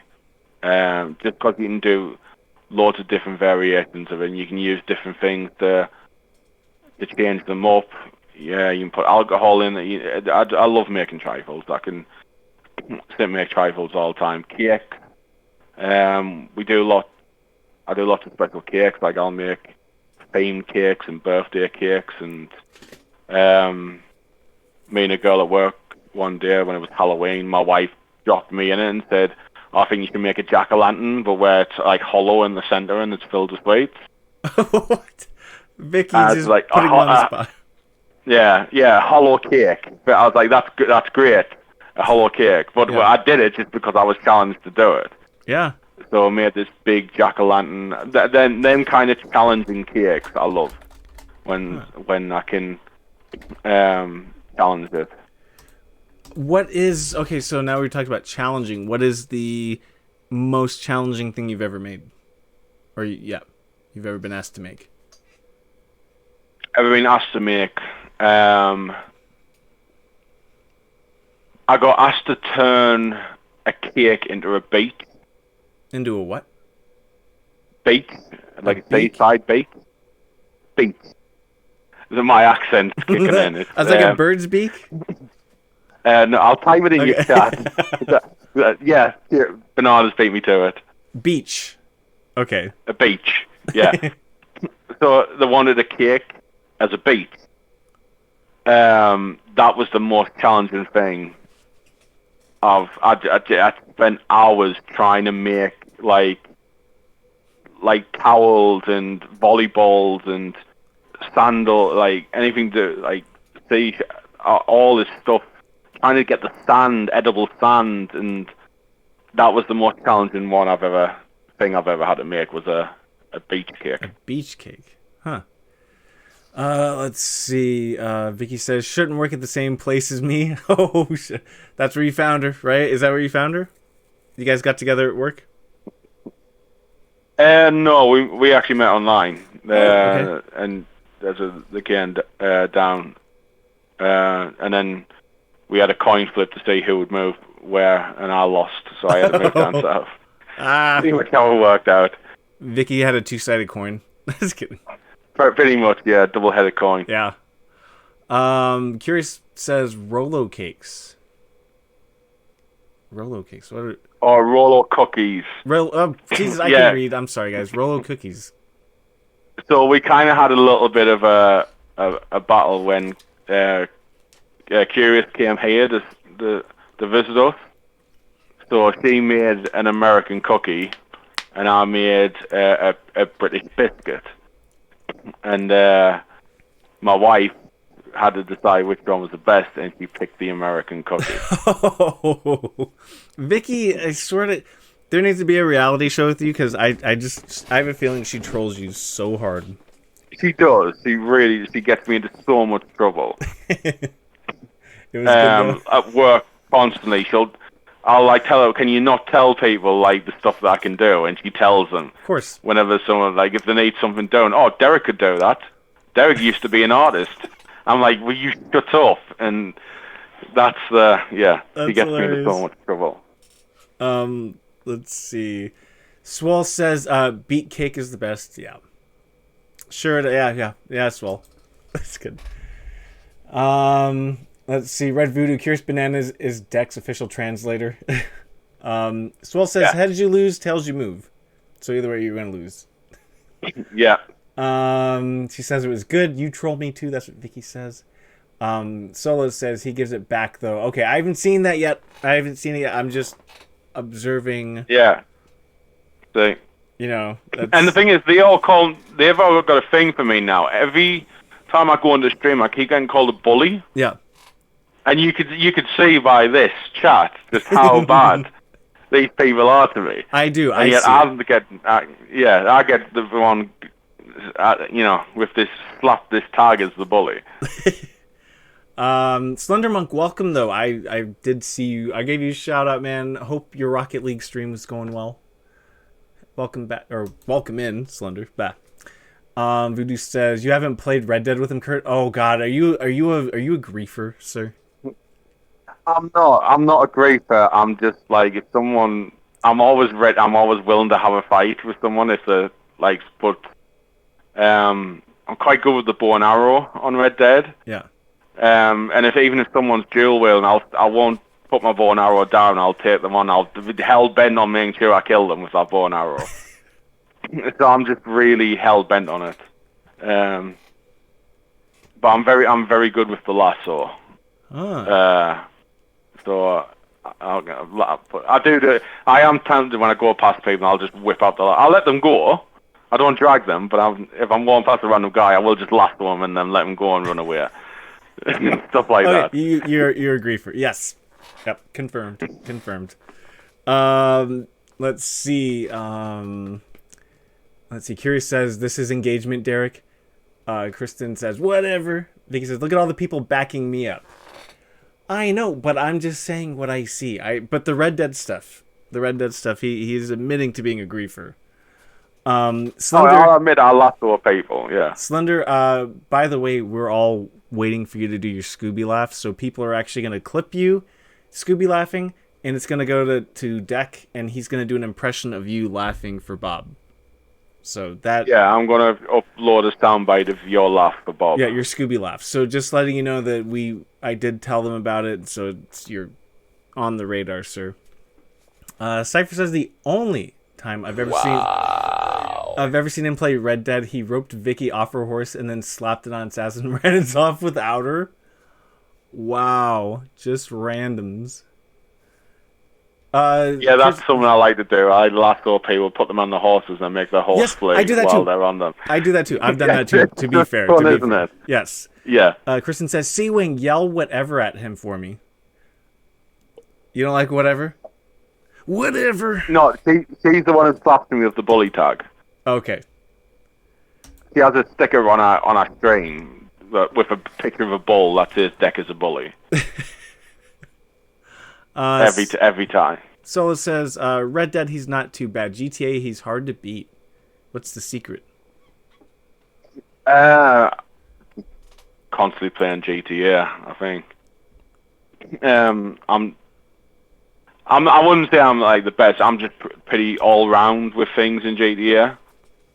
So I'm not the best at anything. I'm just an all round. I'm okay on all kind of aspects of it. So I'll lose a few, but I can generally garner them back with other things. You're like the Iron Sheik. You make them humble. That's good. You watch wrestling. Sticky bombs are the secret. Yes. Sticky bombs. Sticky bombs in GTA. I'm very good aim with a sticky bomb. So you bank that shit as quick as possible, as quick as you can. That's what Bob says. Kristen says he sends muggers after you constantly. Is that GTA? GTA, yeah. GTA. He'll murder you for a payout for your payout. Wow. Wow. Okay, hold on for a sec. Wow. That's a slender wow. Let's see. Boop boop boop. What are your favorite movies? Shawshank Redemption is up there.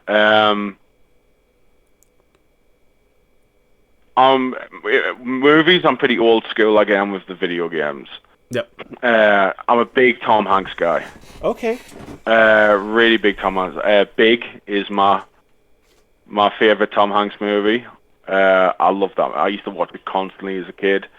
Big John Candy fan, Uncle Buck, Cool Runnings. Oh, wow. Love John Candy. Steve Martin. Planes, Trains, and Automobiles is another one. I used to be able to just copy that word for word for the whole movie. I used to watch it that much when I was a kid. Three Amigos. Wow, okay. Them kind of... Okay. The old school comedy legends is what I like. I do like a lot of modern movies as well, but those like comedy movies from that genre. Think of the director who made all those. It's like it's not Zemeckis. John Hughes. John Hughes. You're a John Hughes guy. Okay. Yeah. Yeah, I like that, not slapstick comedy, but like little obscure comedy. Yeah. Quirky. Yeah, quirky comedy. Like Home Alone, I thought was a great movie. See, I knew you were going to say that. That's why I mentioned John Hughes. Yes, them kind of movies. Yeah, I love those kind of movies. Curious, or Banana says Cool Runnings, and then Vicky says Robin Williams movies. On Robin, yeah. So after Tom Hanks will be Robin Williams. Jumanji, all them kind of old school movies. I've watched just about everything Robin Williams has done. I was a big Robin Williams guy. To this day, I still watch Hook over. Oh yeah. And over. Big Robin Williams guy. Yeah. Huh. Just because he was so versatile as an actor. Oh yeah. He could literally play any part you give him. And he did dramas too. He could do it. Yeah. Yeah. Yeah, like the one with, oh my god, I've forgotten. Good Will Hunting. That's a good one. Fantastic. Yeah. Absolutely fantastic. What about TV shows? Do you have any favorite TV shows? Could be past or present. Like presently, I'm enjoying things like Stranger Things, but obviously it's set in the 80s. The 80s and stuff, isn't it? So, Quantum Leap is Scott Bakula. One of my big.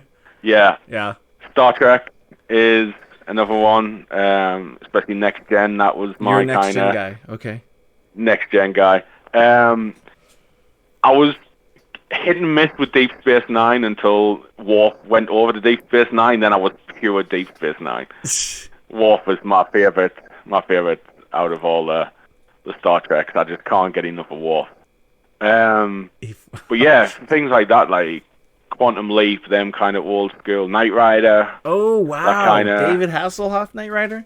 Yeah. Okay. Going really far back, there was kind of TV shows. So like the A-Team and stuff, and yeah, stuff like that. I used to like watch loads of them. But I like me comedies, and I used to love American comedies. Peeves, Taxi, Frasier, them kind of. Wow. MASH. I used to like watching MASH. Yeah. But yes, I used to love watching those American comedies. That's one thing I grew up watching, was a lot of American comedies. Huh. That's cool. Yeah, I mean, you're talking. You're going back to like 70s, like late 70s. Yeah. One of my uncles, he used to love American comedies. He didn't like English comedies. Yeah. Because he didn't think they were as funny as he had that, and I just got used to watching them. And then I used to watch like Taxi with Danny DeVito in and stuff like that. And then and then that got me onto like Cheers. And I just remember watching Cheers with like Sam Malone sliding the beers down the bar, and I was like, if I ever get to work in a bar, I'm gonna learn that trick. Did you ever do it?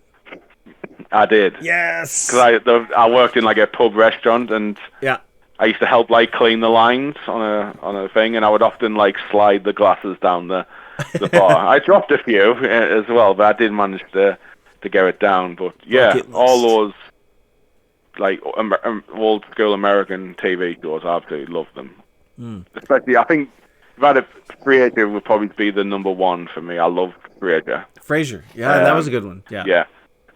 I watched. I followed that right till the very end with that kind of show. Voodoo says he's a Yank at heart. Vicky says I am when it comes to TV. Only Fools and Horses.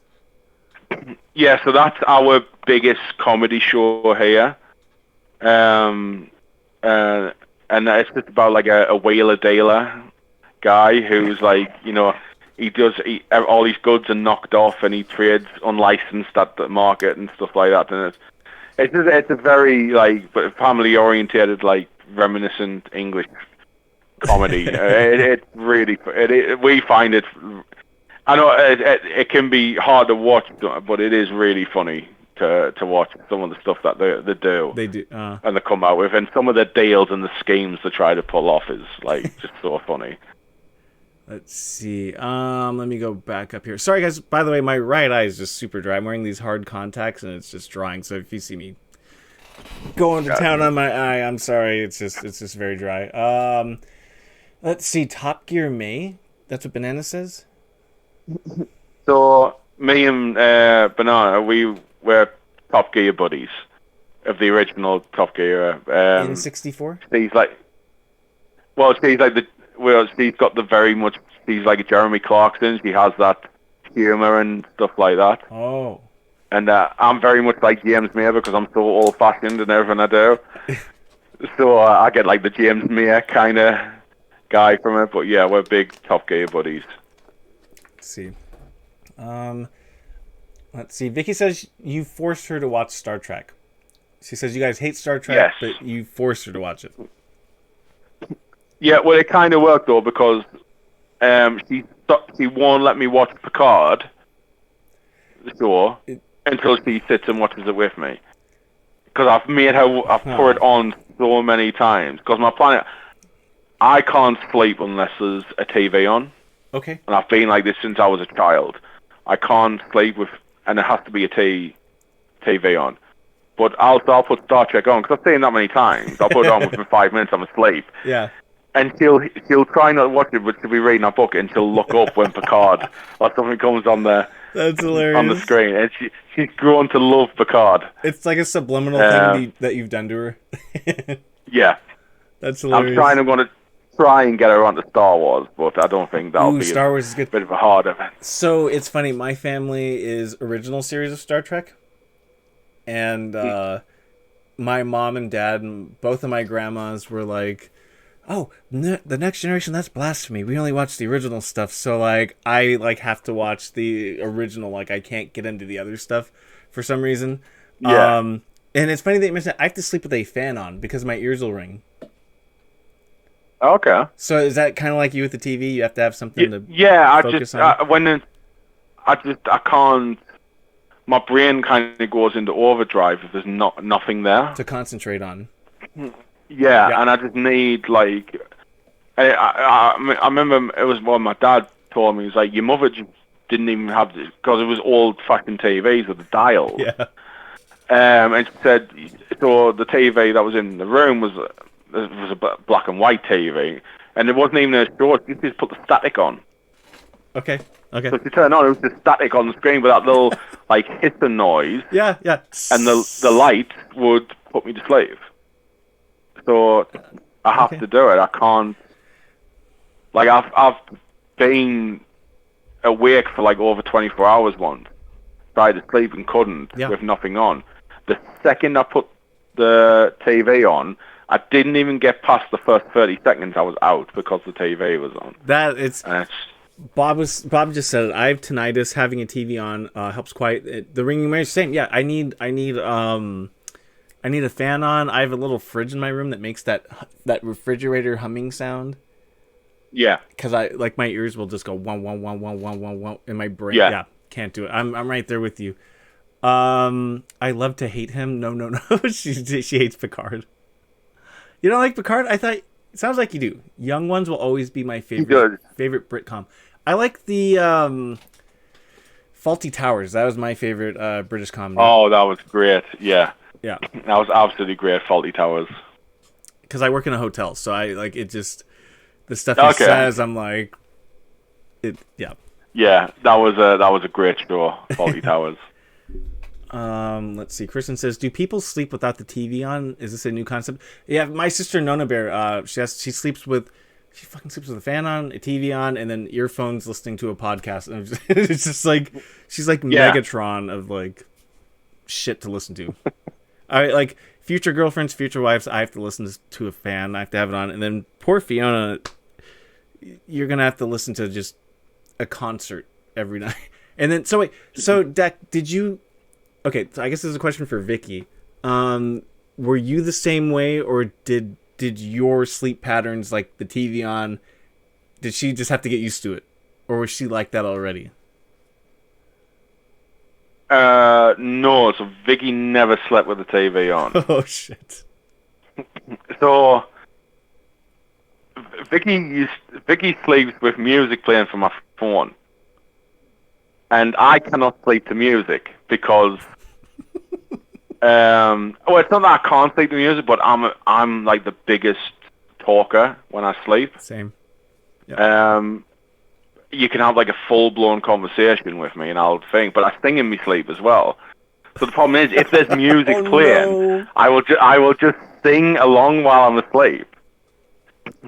And because I'm also a sleepwalker, Same. so Damn. things like that, and like kind of lead me to get up, and No. music's just Oh shit. I sing in my sleep all the time if there's music. Let's see. Vicky says I had to get used to it. I would sometimes fall asleep to music he sings. Okay. Okay, so I'll ask you this one. Where's the weirdest place you've woken up from sleepwalking?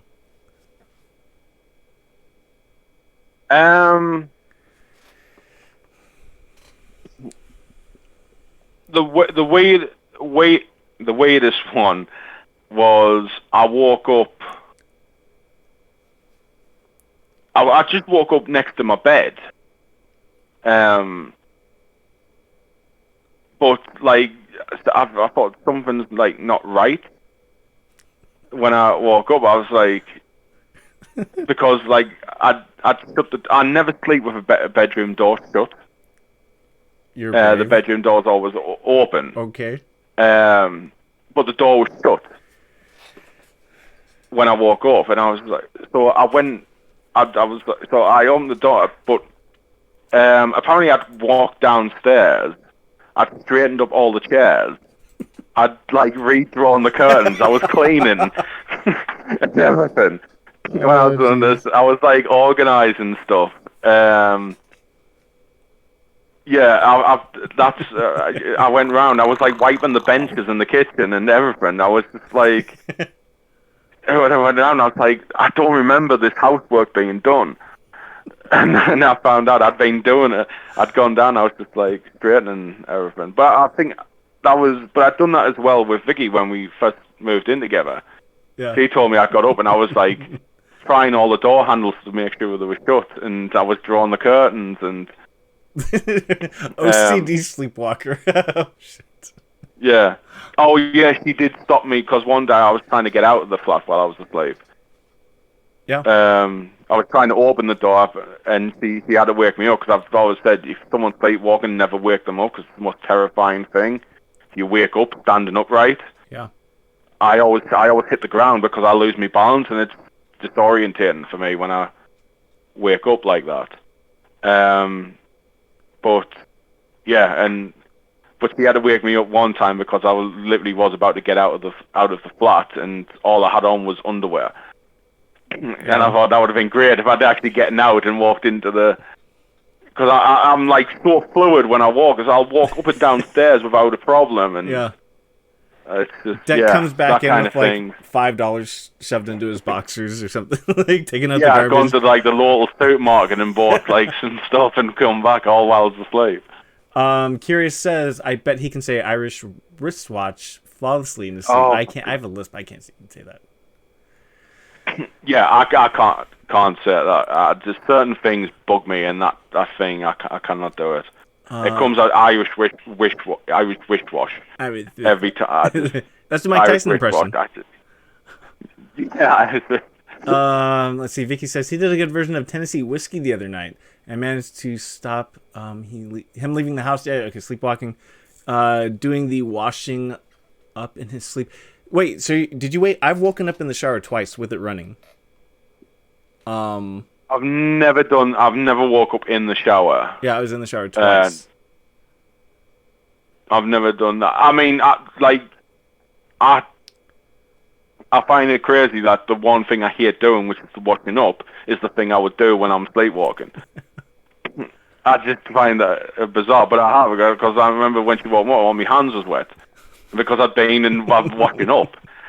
So I don't know. I don't know what. Yeah, sleeping for me is just like the biggest thing. Oh yeah. I'm such a terrible sleeper in the sense of like when we were in America on our honeymoon, like all I could hear when we got there was taxis bipping horns because it was right in Midtown New York. Mm-hmm. And Vicky said, and Curious told me the same, that apparently I was shouting and swearing at the taxi drivers, telling them to shut the F up in my sleep because they were disturbing. The horns were disturbing me. That is hilarious. I've woken up at the bottom of a staircase because apparently maybe I missed the stair and I did a header all the way down the stairs. So I woke up at my head was at the bottom and my feet were at the top of the stairs. Yep. I've done that. I was like me back against the corner of the wall when I was younger, and yeah, my mother said, yeah, you went down the stairs and you slipped. Yeah, did a header. Let's see. Next time go to the porch and take pics. No, you need to, like, if he's singing, you gotta like record it. You gotta record it. Then I think he does actually have a recording of me singing in my sleep. There's a Discord. You can post it in the music section. Apparently, I get really into it as well. I like try to sing like the person and oh wow and stuff like that. Wow. Yeah. All right. So we're at the end of the regular questions. We're gonna go to bonus questions. I can make this fast because we're already 2 hours into it. So let's see. Do you prefer physical media or digital media?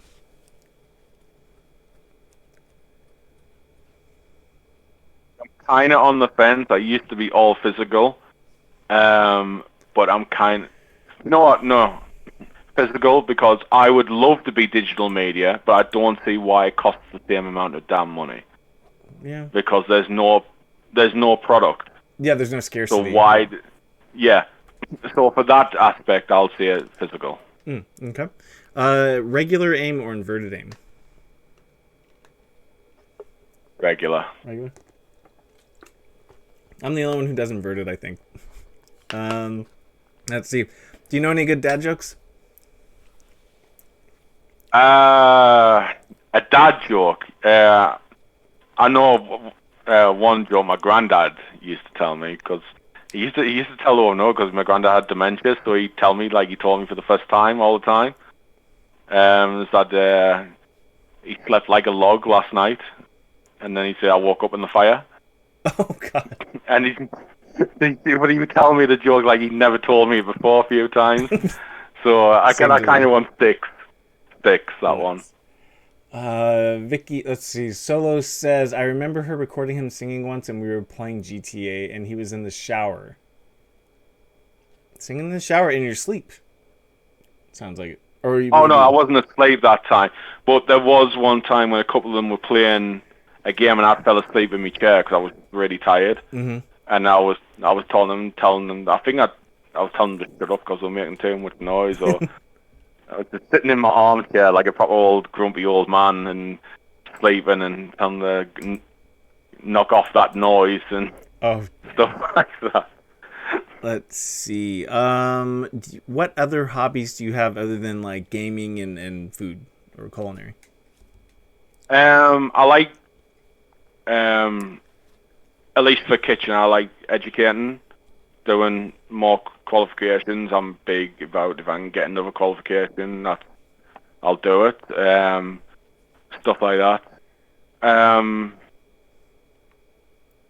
Football is my biggest thing. I love watching football. It doesn't have to be my team. I'll just watch any football. And but sports in general, I love watching sports. That's my big thing. Occasionally with the drawing and stuff, but not as much as I used to. Oh, yeah. The graphic designs, right? Yeah. Yep. Let's see. Hobbies like terrorizing friends in GTA and Red Dead Online. That's what Bob says. Wildlife sanctuaries. That's what Solo says. Oh, yeah. So me and my wife, we love going to like drive-through safaris and stuff like that. Oh, okay. There's a couple of them in the south of England, so we love going to them kind of things. And that's cool. Letting the monkeys. There's one where we go to where bananas came off us one time, and the monkey was trying to steal the wiper blade off my car. And then a bear attacked my car as well. Ooh, how was that? Was that scary or? It was like it came like everybody was. My wife and her friends were tapping on the glass. It was like, oh, look at that cute little bear, and it swiped at my wheel. And normally, like, I mean, my car is another thing. I'm one of those guys. My car has to be top condition all the time, no matter how old the car is. And normally I would have been really angry with claw marks in my alloy wheels, but I was just like, how many people can say that a bear did that to their car? So I was kind of happy with it. That's kind of cool. Bob says the Space Museum in New York City. Loved it. Yeah. If I go somewhere there's a museum, I'll go see it.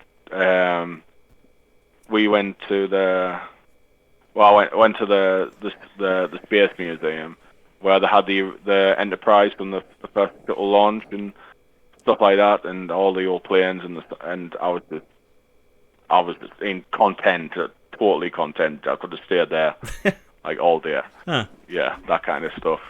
Let's see. If someone were to play you in a movie, who would you cast?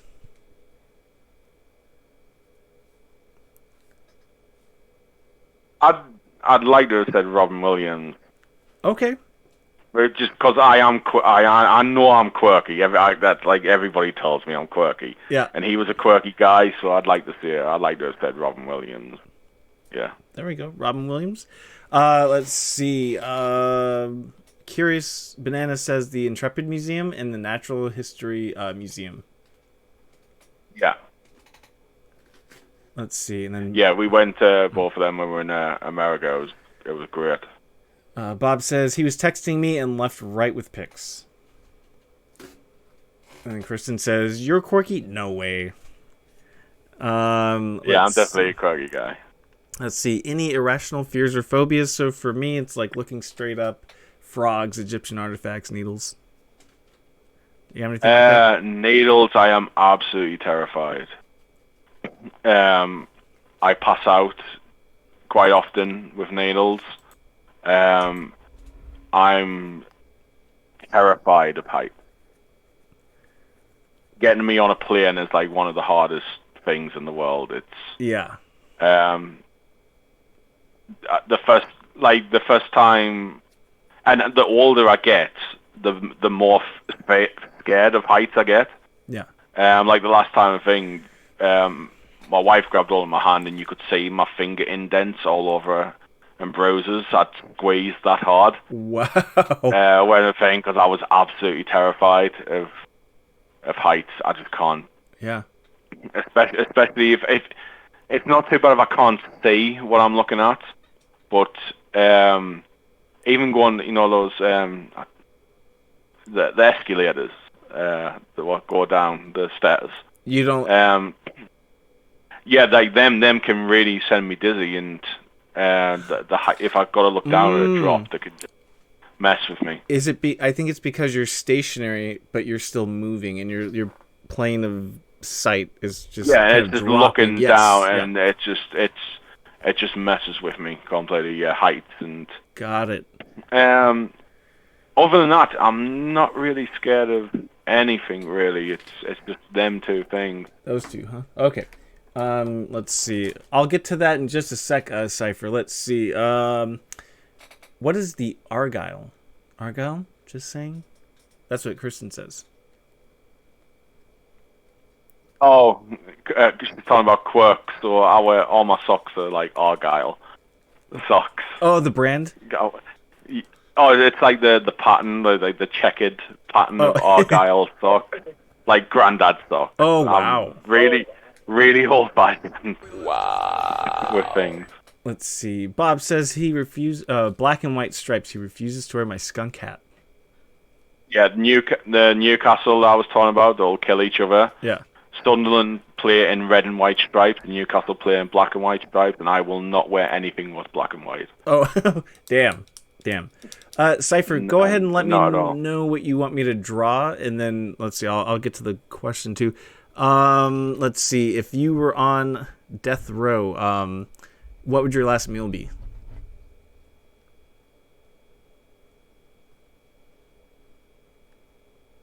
My last meal was on death row. I'd say a ham and peas pudding stotty. Just because I know that they'd never be able to figure out how to make it, and I'd never get my last meal. They wouldn't be able to kill me. Clever guy. Yeah, that would be it. Vicky says super northerner. Red Voodoo says one more from me. Ask him about the orange Walmart buying denim shorts. Orange Walmart? Oh, so I'd never been to a Walmart before. I'd never heard of a Walmart, and I was just like... So, like, the brand Wrangler over here, you can pay like 100... Well, in dollars, you're talking about $150 for a pair of Wrangler jeans. For Wranglers? Really? Yeah, Wrangler is a massive design over here. And I couldn't believe when I went to America and I went into Walmart that they were like $15 a pair. Yeah, it's like Wranglers are at Kmart and Walmart, yeah. I just like started buying all these Wranglers. I was texting all my friends, like, they've got Wranglers for 15 quid. Do you want a pair? And I was like writing everybody's sizes and leg lengths and everything down. And I took a whole case full of Wranglers back home. And yeah, I was amazed. Something so simple just absolutely made my whole trip. So let me get this straight. So you get people doing Snapple deals for you on the black market, and you're doing Wrangler deals on the black market. Got it. Yeah. Cinderella, how's it going? Cinderella says, "Hey, Dekrob." Hey, Cinna is Cinderella. Great. I don't know if you guys know her, but she is an ASM artist, and she's a variety streamer as well. I interviewed her before. She's fantastic. Thank you for shouting her out. Hey, Cypher, I can't click the link because it'll be on the other screen, and I can't let it take the phone call for the interview. So I can refund you the points back for the draw me something. I can do that next stream. Or you can post that in the Discord. Post that in the Discord, and I'll draw that for you specially. Oh, it's Derek. Okay. Yeah, I was gonna say I can draw that for you, and I'll post it in Discord for you. But yeah, so yeah, we hit all the questions. I guess real quick, I can ask you who's your favorite wrestler?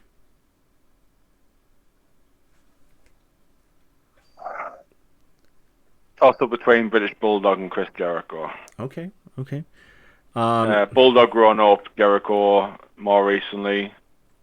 But then I could say the answer, but then I'd say Mick Foley as well, or John Cena. I'd just go in a loop. Really? I'm such a John Cena guy. I've been a John Cena guy since day one. Wow. Never drop. I will root for that guy all the time. Wow. Even went to a SmackDown live show with a John Cena t-shirt on when he was in the biggest heat thing of his life, and I stood there cheering him. I'm such a John Cena guy. Wow, John Cena. Bob, can we take his wrestling card and revoke it? Can we shred that? Our cat's name is Cena. Yeah, our cat is named Cena. I've seen enough. I'm sorry. Let's get there we go. Jeez Louise, John Cena, really? I'm from Mass and despise Cena. Yeah, really? Revoke it. Yeah, his wrestling card. Cypher. That I was with him all the way up. I was riding with him, and then he said Cena, and I booed him. I literally hit my boo key. Wow. Wow, sir. You broke my heart. All right, what is the best faction in wrestling of all time? Yeah, Cypher, yeah. That's a fact. It's a fact. Best faction. Maybe Evolution. What? I thought that was great. Okay. At the time. Okay. Just for Triple H and Ric Flair. I love that version of Ric Flair. That was essentially what made it. Okay. For me. I mean, you got things like DX and stuff like that as well were absolutely fantastic. But really, I loved Evolution. I thought they were absolutely great. You know, I like, even with wrestling, I like the quirky stuff. So I could have said like the 3-man band and things like that. Cause I love that kind of stuff. But I really loved Evolution. I thought it was Bob, great for me. I'm gonna trim this part of the interview out. Just kidding. Cypher says I'll keep my mouth shut because his wrestling knowledge is off the charts. But Cena, I grew up with wrestling too. I watched it in '84 with my dad when Hogan beat the Iron Sheik for the belt. My mom's uncle wrestled with Jeff Jarrett's father. I went to WrestleMania 7, so it's in the blood. So like, Bob and I talked. That's actually how Bob and I bonded. I was playing Red Dead, and he came into the stream, and we were talking about wrestling. And I was like, okay, cool. And then like, so like talking to you about wrestling, I'm just like, okay. And then you hear the car go. So I'm like, so you're clearly, I want to say you're a fan of the early 2000s, mid 2000s. Late 90s, yeah. Late 90s to mid 2000. So yeah, I was like, I mean, me fit was around like the late 90s when you still had Hogan and Macho Man and that when they were still there, and it transitioned over. I mean, I've loved all genres of what they've had. But I'm definitely a character-driven fan. Same. You know what I mean? Yeah, absolutely. I think that's what's missing nowadays. Why, yeah, and that's why I'll honestly, I did not care for. It paused. Curious Bananas, thanks for the follow. I'm with you, seeing 80s wrestling is my exposure. Roddy Piper, yes. And I will get to this other question as soon as we get Deck back on. Even the computer's just like, hey, Cypher, thank you for the bits. Sorry, Deck, it cut out. What were you saying? It was, yeah, so we've been character-driven. That's why I kind of liked Evolution. It wasn't so much for the Randy Orton or the Batista. It was Ric Flair's version of Ric Flair at that time was so funny. Yeah. And the way that's why I loved Evolution at that time. It was mostly Ric Flair what sold that for me, and the way he was playing Ric Flair at that time. Yeah. But yeah, I like all the same things with the red. It's very character driven for me. What I was gonna say, some of my favorite wrestlers were like the really quirky guys like Repo Man and like Yeah. Disco Inferno and Fair enough. Yeah. yeah, like those guys. Let's see. I was never a big Hogan fan, but when Taker came in, I was more of an Undertaker fan. That's what Solo says. I actually was in WrestleMania 7 for Undertaker's first win against Jimmy Snuka to start the streak. So I was like, that was kind of Oh, really? Duke the Dumpster. Yeah. Yep. Henry O. Godwin, like the pig farmers.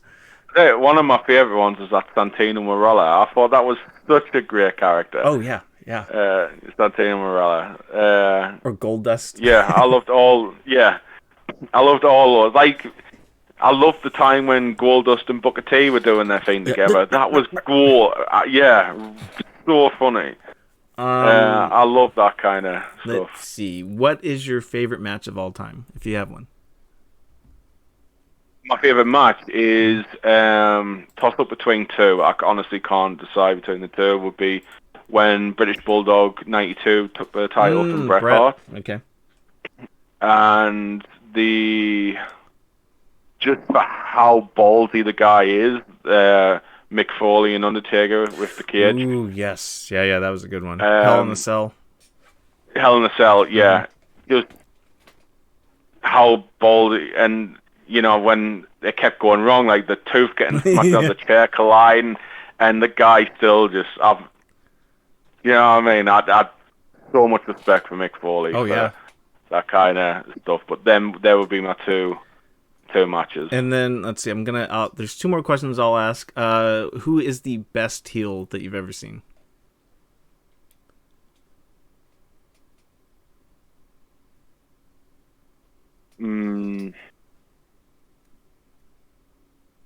I'm kind of tempted to see a Hogan just because of that the was whole nuclear face cheat, thing. yes. Yeah, I'm kind of tempted to see a Hogan, but a guy who I think can literally play it anywhere he needs to play it is Chris Jericho. If he needs to be a real dick of a heel, he can be the guy. If you need him to be fit, he's so easily to switch out. He can just do it. Good tweener. Thing, but yeah. So maybe Jericho or Hogan. Yeah. What about best babyface? I mean, I'm going to say John Cena. Oh, no! I'm going to do it. I cannot believe you.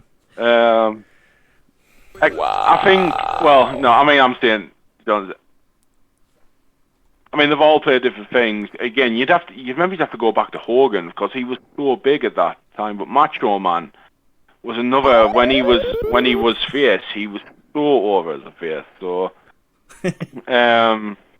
but yeah, for me, it's John Cena. I can't not say it's John Cena. Okay. So let's see. Let me read chat real quick. Man, what about WrestleFest Jelly versus Bear? Baza. Oh yeah, that's a match that me and Bob had on that virtual wrestling. Yeah, so Bob played a 7 foot tall Indian Native American Bob, yeah, guy. Yep. I'm over 6'4" in real life. I play a 5'10" high flyer, and my guy's 195 pounds. Wow. And Bob's guy was 500 pounds, and we had to make that work, and we did a really good job of it, to be fair. Sounds like it. Extreme opposites, yeah.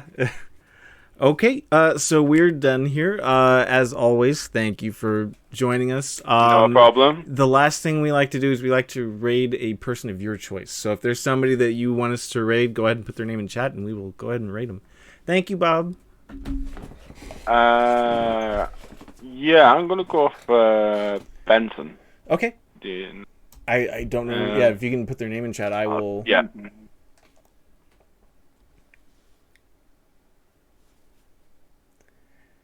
Awesome interviews, guys. Thank you, Bananas.